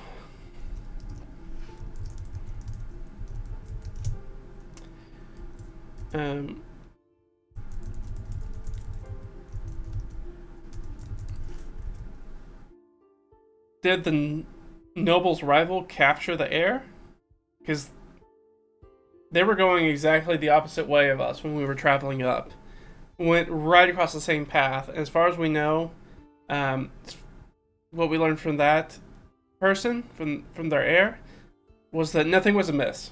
So maybe they've just kind of stumbled upon this idea, and Riot Eagle has sort of confirmed it. Right, so now we have 2 pieces of information, but, might have tried to stop at the keep for the night and rest and do the rest of the journey the next day, and maybe their capture could be held ransom. That could be a problem for us. Another sort of situational factor. And I think, right, we'll relay that information to the noble, and I think the noble's probably going to have some concern about that. So yeah, I think there's good, with all of that in mind, there's a sense of urgency, like we need to go now. We need to go now. The faster we get there, the more likely we can, because they don't know that we're not going to be surprised by their surprise, so we have the element of surprise against their surprise. Right, it's very, you don't know that I know that you know sort of idea. So yeah, I think we're gonna make a rush back. Just grab everything and run. Alright, so we're gonna head back. D4. 2. Alright, that's good. We are in good company. So that puts us to 11. And that puts us here. Anything happen to us while we're running? Please no, please no. Oh, yep. We run into another random encounter. Wow. There's only a 1 in 6 chance. There's a 1 in 12 chance of an encounter. But a 1 in 6 chance that we're going to run into something every time we move a tile. And it's happened to us almost every time now. Okay. So we run into... Oh, no, it's another desert encounter. Do we have anything good for desert encounters? Not really. I don't know why Kobold Club's not updated with that information. I do feel like I had that problem before, though, with Kobold Club. Fight Club. Is that I'm not sure that the natural environment stuff works super well for it. I'm just gonna do these straight up. I don't want to waste extra time looking for it. But we have quite a few people with us now. Because basically we're gonna grab Ott, which is gonna bump us up to 5 people fighting, and I'm not gonna deal with the Noble and Aeolus right now. Now the Noble stat block can fight, right? And they're actually pretty proficient fighters. Yeah, it's CR either 1/4 or 1/2. So they're sort of on par with our adventurers.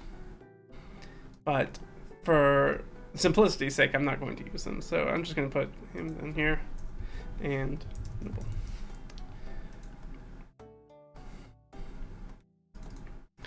Alright, what are we going to run across? Well, we're in the desert, so bear doesn't really make sense. Or dryad. Let's do something else.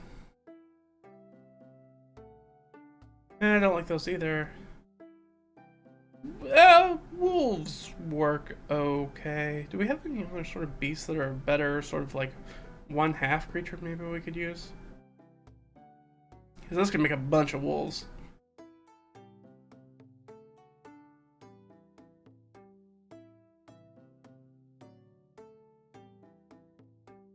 Emma. Ooh, gnolls, right? Gnolls are a good one. Right, I don't know why they don't say that gnolls are in the desert, because they definitely are. That's okay.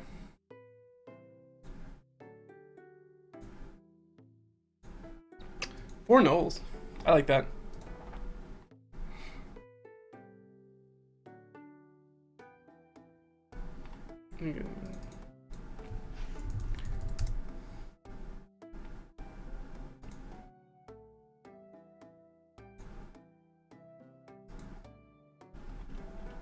There's our null stat block.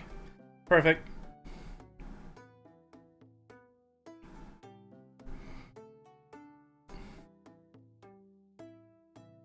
Be messy. Alright, they're going on what? 11. Okay. They're still going on 11. Alright, Leah. Need you to roll well this time. That's not well, girl. And that's 9, so she'll go after them. Omer and Delg.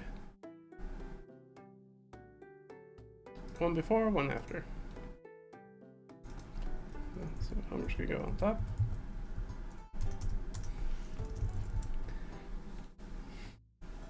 So as they're sort of hoofing it across, you know, this Gnoll warband picks up the side of them and then descends upon them.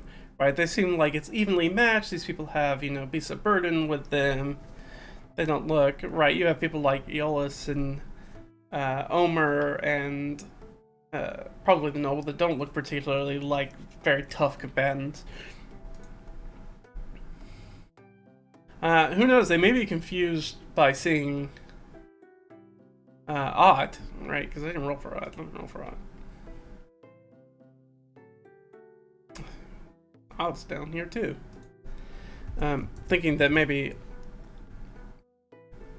Ott's been captured by them, maybe trying to release Ott. I don't know if... I'm not sure if they care that much about it, communalism, but maybe. Regardless, it is Omer's turn. And, hold on. I should look up... I should grab Ott's actual stat block. Let me do that real quick. Let me just swap that so you guys are looking at me through the computer while I look this up real quick. It'll take just a second. Ooh, I have not updated Ott since she was a level 1. She's technically a level 2 now. That's okay. We'll use her as she is right now. That's alright. It's not that big of a deal.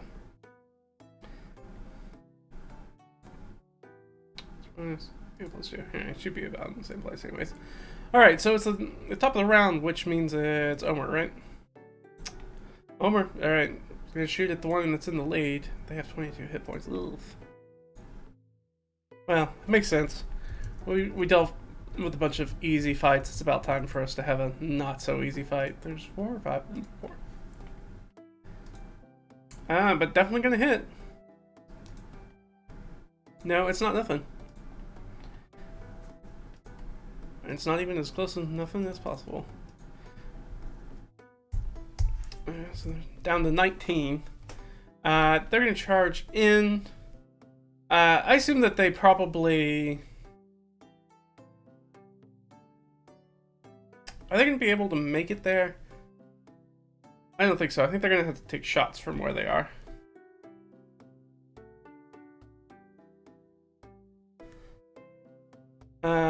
Alright, we'll just go against Leah until we get a hit. Because she's our actual PC. Yep, that's gonna be a hit for Leah. For sure. D8 plus 2. 5.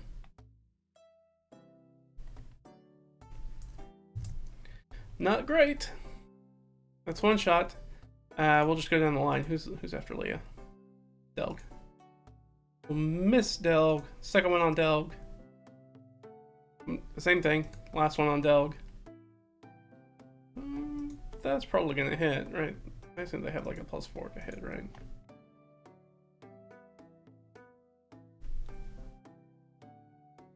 A +3. Does he have a 10 AC? He may have a 10 AC. He has an 11 AC. So Delg out here, our barber surgeon, Harold's informant, doing cartwheels, doing backflips, diving hither and thither through the sands, trying to not get shot. Successfully, somehow. Meanwhile, Leah took one like right in the shoulder. So that's always fun.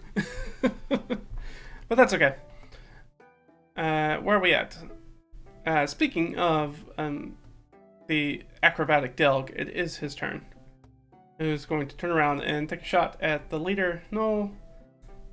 Fabulously miss. Ott, what you doing, Ott? Now, Ott has multi-attack. And a longbow.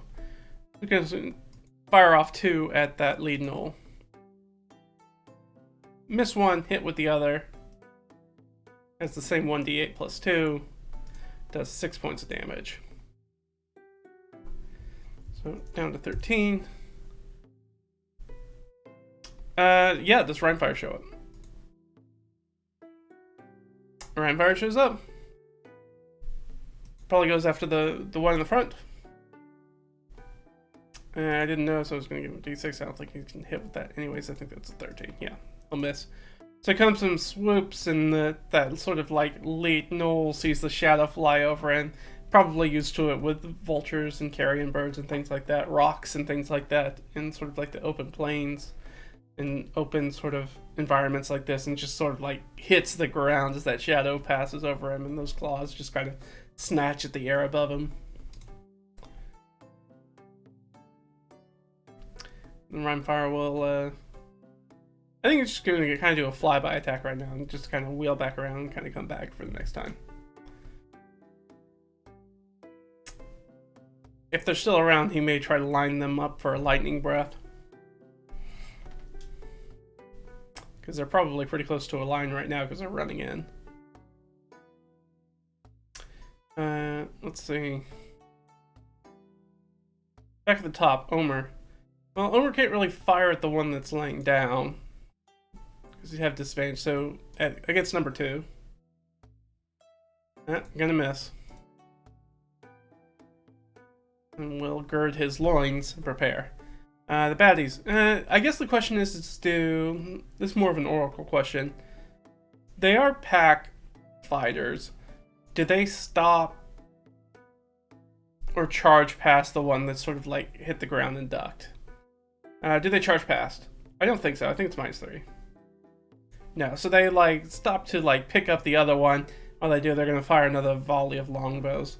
So they're still probably within a move at this point. No, they've pretty much closed the distance, but, you know, stop to help the one that was downed. Again, we'll go against Leah first until we at least hit Leah. And we're going to hit Leah, I think, with the exact same roll. We're going to pop Leah again for minimum damage at least. Which is good. She does not, you know, being a wizard, she doesn't have a lot of hit points.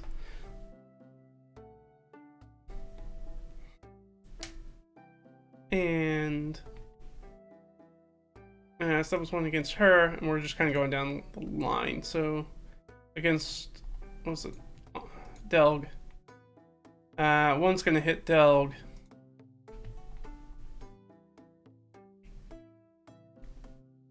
Well, Delg's got a bunch of hit points. Alright, because he's a hill dwarf. And he has con. For 6 points. So, down to 11. Take the next shot against whoever's next in the line, which I think is Odd. And it's definitely going to hit Odd. 6 points of damage. I know Odd's got quite a few hit points. Yeah. So down to 20. And then the last one's going to fire off a shot back up at the top. And will definitely hit Omer. For 5 points of damage against Omer.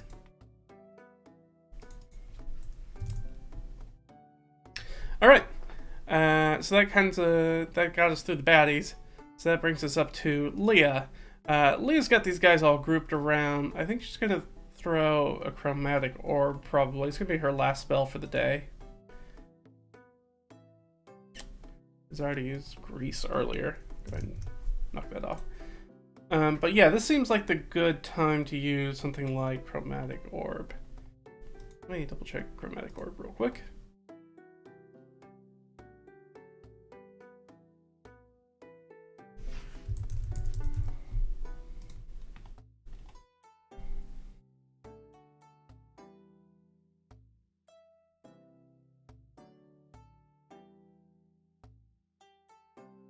Oh, it's just one. Oh, she didn't really have any sort of area attack, does she? I mean, she could try to do the grease again.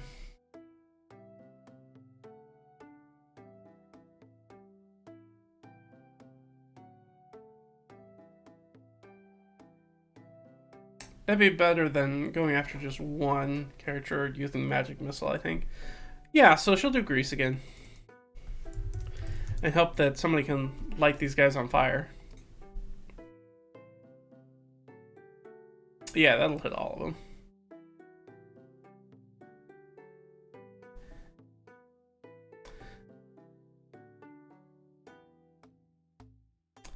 Alright, let's get some dex saves. 1, 2, 3, 4. Fail, fail, succeed, succeed. Alright, so the front two are down again. Everybody's covered in grease.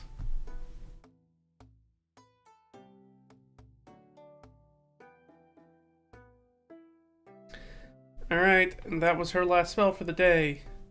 She doesn't have a bonus action thing that she can do right now. It's hers. Delg gonna do a against one of the guys standing up, right? Miss over. Or sorry, this is odd. Oh, well, that'll work. On the natural 20. On the one that's standing up, 9, 10, 11 points. As this guy, just the guy that's up, number 3 and 4 are up, gets rocked for half his hit points just right off the bat. In his first strike against him. And she has another attack, so she'll make it against that same person. And hit again. And do another 4 points of damage. It's 7. I can math. Nice job by Ott. Noble's not going to do anything. Rhinefire's going to come by. Rhinefire's going to... Alright, so let's ask a couple questions for Rhinefire. Are they all in a line? I don't think so. -3. I think they're grouped up. Still at the -3, that's a yes. So it is... I'm pretty sure it's lightning is a dex save. Pretty sure. 2 of those are going to have disadvantage because they're already on the ground. It's going to be one of those things where you're going to need to actually look up the Wormling.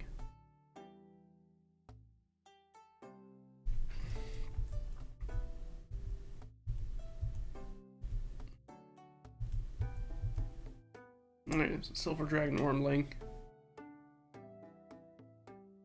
Oh, sorry, they do Cold Breath. Ooh, or do I want him to do the... Probably the Paralyzing Breath.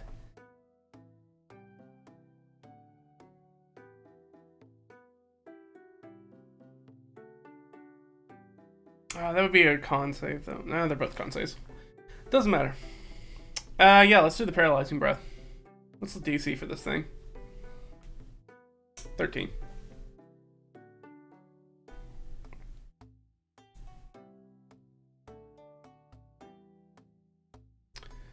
No, a fail, a fail. I think a fail. I think only one of them made it. I think only this last guy made it. So I don't think they have a 14 or better con. So, paralyzed for 1 minute, except for the last one. Interesting. They sort of seize up, so they get paralyzed. Except for the guy that's at the end. Which brings us up to the top, which is Omer. Omer's going to go against the third one, because the third one... I guess he has advantage on all of them, but it doesn't matter, because they're paralyzed. We'll still miss. Like, alright, so then that was his go. Let's get some saves. Fail. Fail. Fail. Alright, so the 3 paralyzed are still paralyzed. This one's companions are paralyzed. Is he gonna charge into combat? Into melee by himself? I think that's highly unlikely. -5. Doesn't matter. Gonna do it. Gonna roll up and try to immediately attack... Ooh, Leah or Ott? If it's high, it's Ott. Okay. Immediately goes to attack Ott. That will definitely hit Ott. What is there?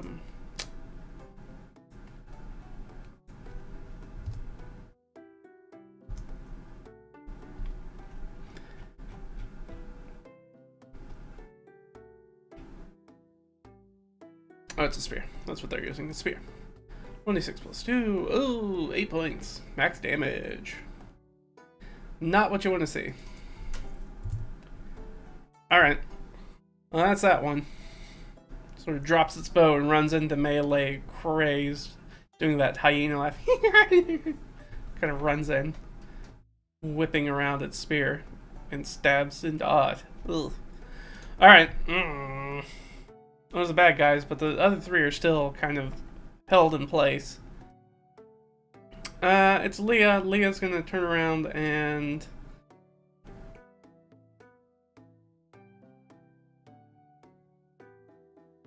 You know what? I think she's gonna move into flank with her. What? I'm looking. Helps if you look at the right character sheet. No, she's not gonna move into flank. She's gonna try to hit it with a firebolt, I think.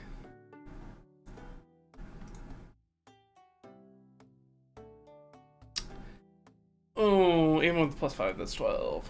So, a miss on Leah's. No, why am I doing that? That's dumb. Why would I have done that?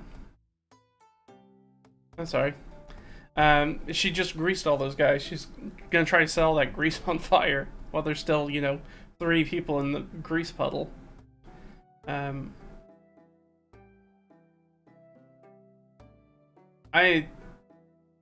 Right, I've rolled a 7 +5, that's 12.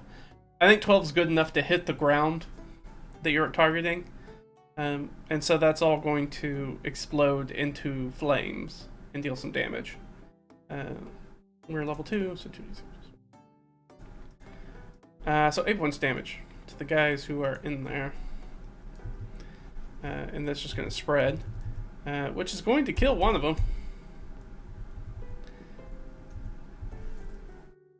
Which would be 14. And then brings this one down to 5. Alright. So those guys are on fire.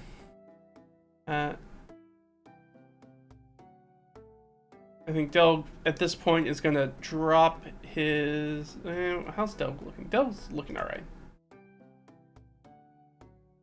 He's going to drop his sling and he's going to grab his spear and move into flanking and see if he can help Ott out, because he just watched Ott get stabbed. He will. For 2 points of damage. And, you know, it's not nothing. Better than miss, I guess. It is Ott's turn, though. And Ott is going to go bananas. Has multi-attack. And...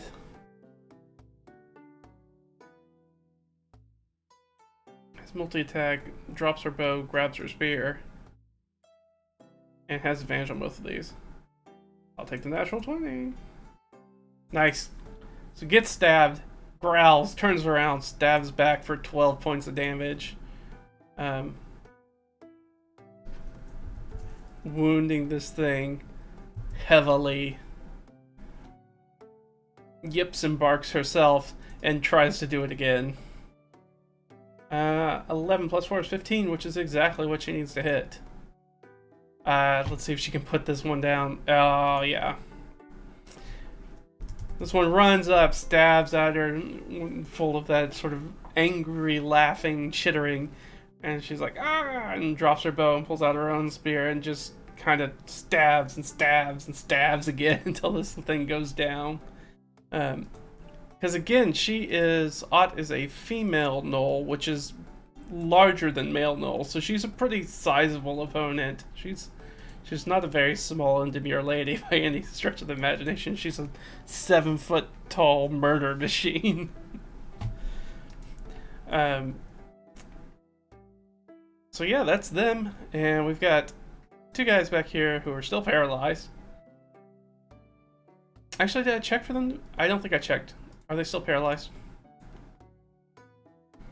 No. No. Okay. So they are no longer paralyzed. That was all. What? Was Rhymefire going to come by? Yes. Rhymefire's going to attack the one that's up. One of them's still laying down. But miss, and that one hits the ground, I feel like, in response as well. So that sort of swoop by. To recharge his breath of weapon. I don't think it's going to matter. No.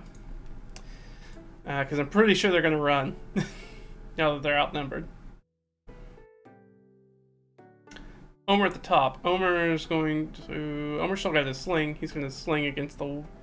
actually, they're both laying down. He'll hold his action until they get up, and then he'll sling at whichever one, the hurt one that gets up first.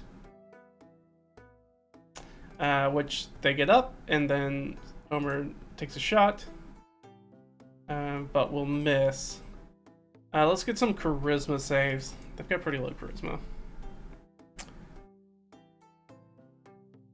Alright, so the first one makes a run for it, but the second one stays in the fight. For some reason. Leah will take a shot. It's basically, we're on mop-up duty now. It's going to hit. Oh, for a handy 9 points of damage. Nice. And then, yeah, let's just get some pot shots, because that's basically what we're doing at this point. She has +5, right? No, +4. Yeah, they missed a bunch of shots. Back at the top.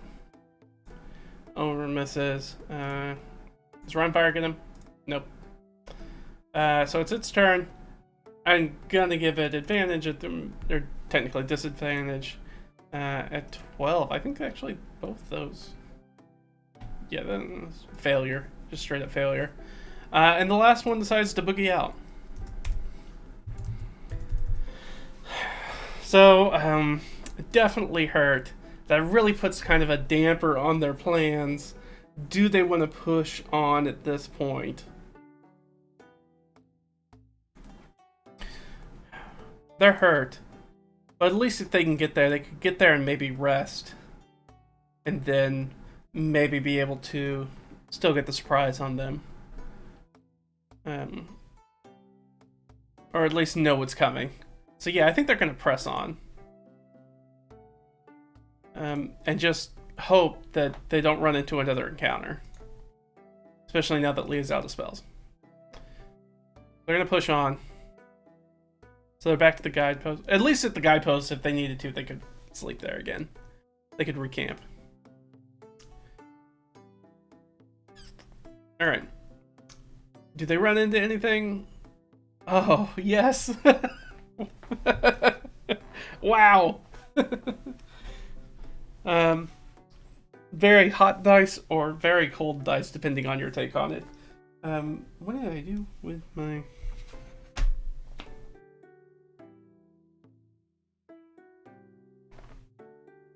Losing my mind. Well. Oh, there it is. Check it out. Thankfully, that is a dressing. We are in the desert. So, hopefully it's not anything too bad. If it's anything worth investigating, we're probably not going to investigate at this point. It's 5. Oh no! Save versus being lost! They're moving too fast. They're getting turned around. They don't have any landmarks in the desert. They're maybe trying to get... I thought that they were going to be able to use the sort of like guide shack as their reference point. They haven't come across it. I'm going to let Ott take this because I know Ott's definitely got the best survival. I mean, a +3. I thought you had better than that. I guess not. Comparatively, probably. Yeah, she's gonna have the best. And I am gonna give her... I am gonna give her advantage on it. Because she's got a whole group of people trying to help her out. Ooh, it's not great. It's only a 14. Okay. Oh no! that makes it... It's a 9 + 5. That makes it 10 + 5. That means the DC was 15. Oh no. Didn't make it. They are lost in the desert. That is unfortunate. That is not what we thought was going to happen. We pushed our luck. And it bit us right in the butt. Alright, they got lost in the desert.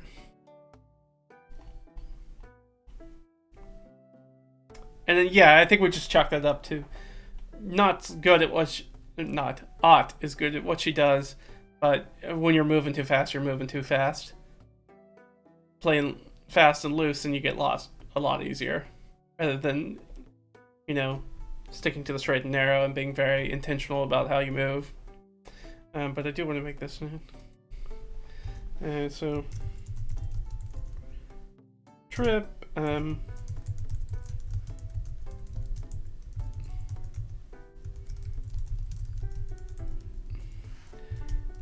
got lost in the desert.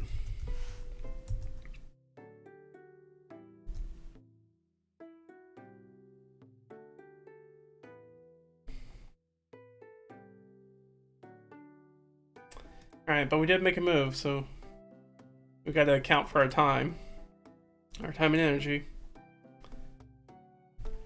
So we're up to 13. 13 of 20. Alright, do we try to... I assume we take the time... Being trained in survival, I think Ott realizes that she is lost, and I think she tries... We're gonna spend another time to try to get our bearings back. Alright, that is significantly better. That's a 22. That's, I mean, we'll check, but yeah, alright. So we have to spend another thing, but we do find our way back. We do get unlost. She's able to course correct, but we waste some precious time, and I mean, we're only 1 hex away. We're definitely going to make it to that hex. We're definitely going to make it into that hex this next turn, but we may have to immediately camp. Or risk exhaustion. But if we rolled a 1, we could do something once we get to the hex. 1 or 2, right? We could do something once we get to the hex, and that would be clutch. That would be clutch to be able to get down on these people. Do we press our luck? I think we press our luck. It's so close. We went through so much to get there. Got lost, got attacked by Gnoll raiders in the desert. And we're so close. I think we have to push it. That's the whole point of doing this. Please don't run into anything.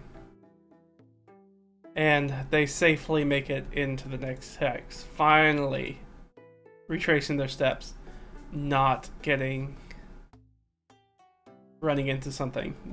It does them dirty. Alright, D4, how much energy do they expend? 2. That means they can still move. They can still move.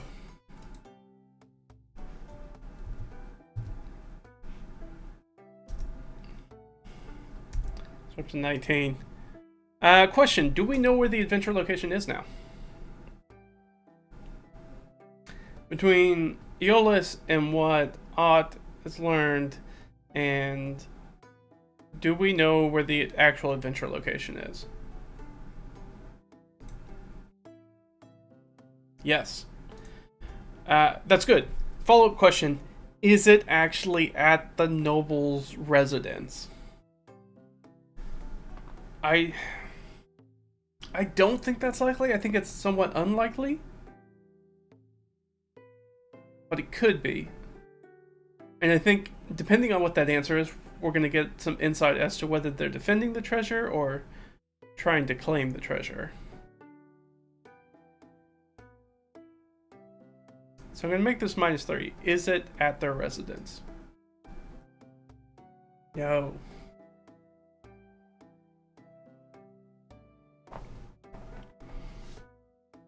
So it's definitely not at their residence.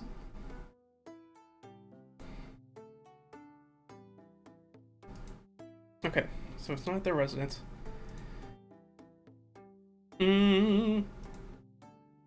So we move in, but we know where it is.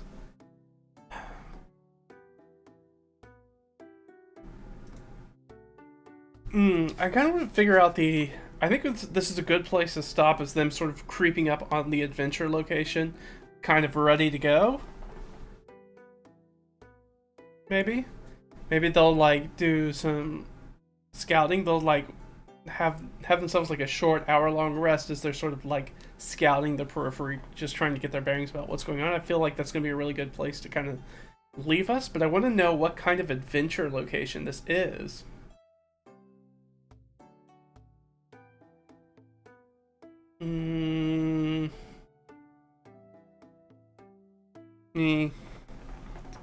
I think I have some stuff in here. Just trying to think.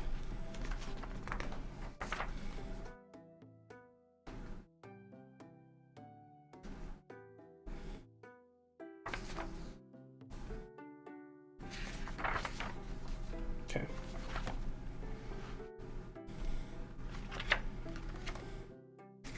Because I'm trying to figure out, really what I want to know is, like, is this a ruins? Is it some sort of, like, natural cavern? Is it like we talked about earlier? Is there, like, some sort of, like, cenote or cave or something? Then this is all underground. And I guess we could just ask that.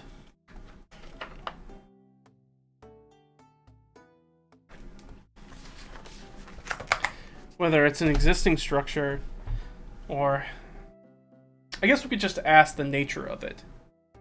We're definitely in the frontier version side, so... Alright, that's one... I'm doing some shorthand just so we can close this out really fast so I don't have to show you guys all this stuff. That means it's an artificial location. Is it a ruins? I think that's extremely likely. The +5. Is it a ruins? It is. Oh, it's a natural 20 ruins. Do we have anything that would be some sort of good addition we could do for that?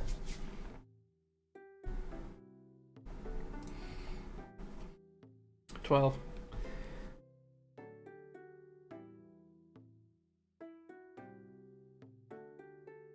So a 12 when we roll a natural is roll a crit either way. and I don't always do this, but this felt like a good time to do it. An ally slash friend or rival slash enemy enters or exits the scene suddenly.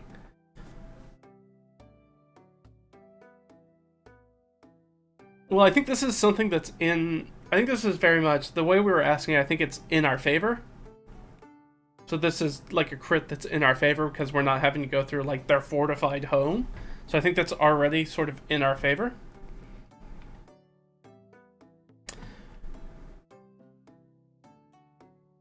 So we have an ally that, or a friend that's going to show up for us. Ooh, question. So we can figure out who that is really quickly. Like while we're sneaking up on this place. Is it the heir? I think there's actually a pretty good likelihood it is the heir. Who maybe we have a smart cookie who realized what was going on and then sort of has been hanging out just to sort of like make sure nothing, you know, their, you know, parent didn't get hurt. So +3. Is it the heir? No, okay, so it's not the heir. Heir's still in the wind somewhere. So probably seems like somebody that should be on our side.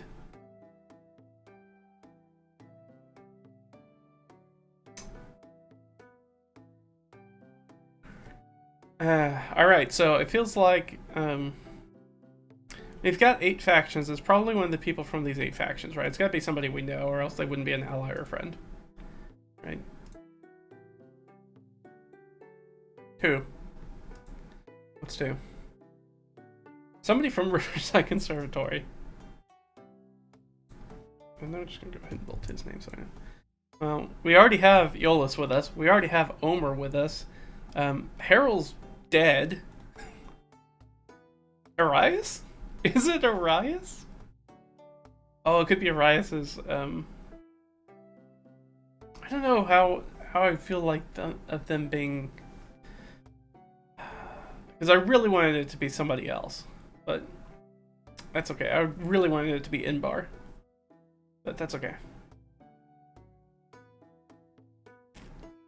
Is it Arias? Because I'm not sure these make sense, or who would really be our friend or ally in this situation. Is it Arias? I think it's highly unlikely. -5 for sure.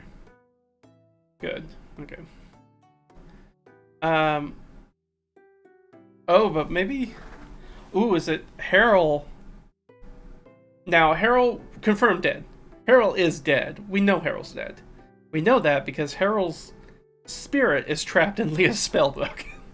But we did know that that was going to be a resource for us. So is it Harold who's about to help us out? I really want it to be Harold. If we're looking at this specific group of characters, people who are related to Riverside Conservatory, it pretty much has to be... If it's not Arias, it either has to be Harold, or it has to be Arias' secretary, which seems very unlikely. I think it's much more likely that it is Harold. So +5. Is it Harold? Yes. Okay.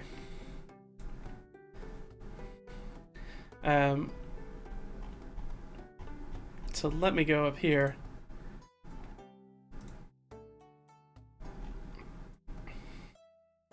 Where was I?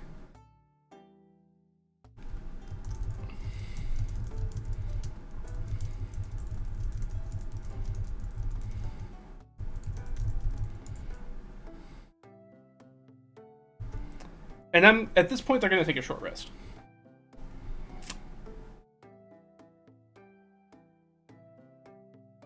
Or they're going to attempt to take a short rest. And that's when...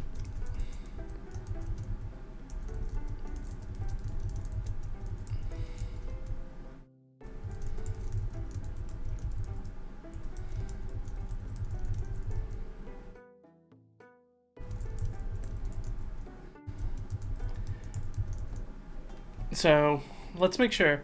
I'm going to give them a sort of like a group stealth check to make sure that they stay hidden. And I'm going to go with whoever has the best which I'm pretty sure is Ott.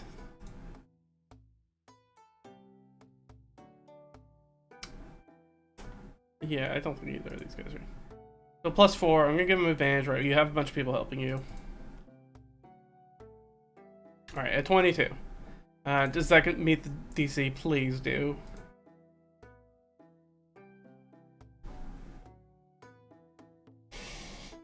It does. That's a DC 21 though. It was real close. So I think like as they're sort of like finding a spot, like an edge where they can like lay down and take a short rest, where they can kind of like get a bead on what's happening at sort of like this adventure location, and a patrol kind of like goes right next to them, and there's that tense moment where they're all silent. And patrol passes on. Alright, so they can take a short rest. And during that short rest,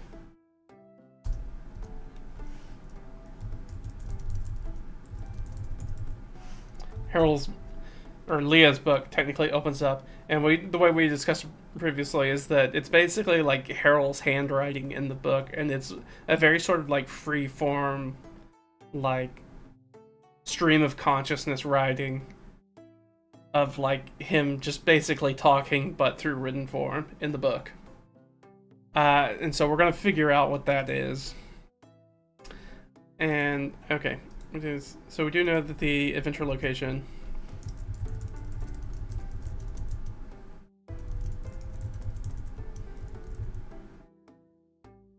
is an artificial rune. We do know that.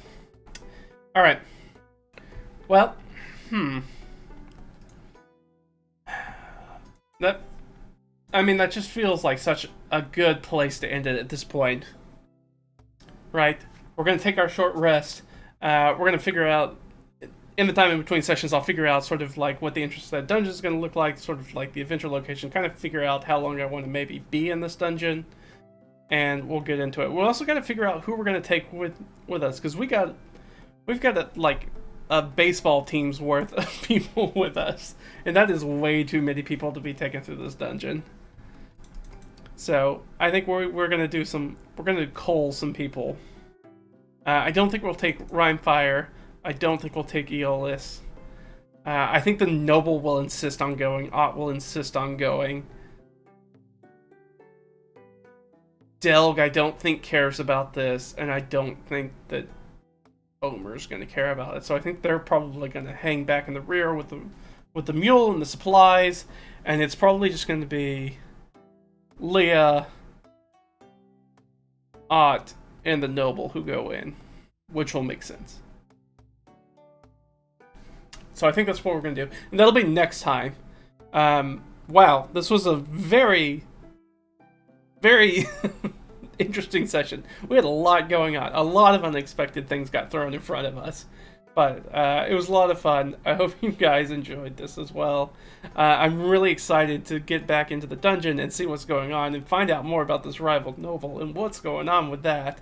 And see if Aeolus has any information for us about Harold or the people who are chasing us once we get a moment to catch our breath and sit down and talk about it, which we haven't had yet.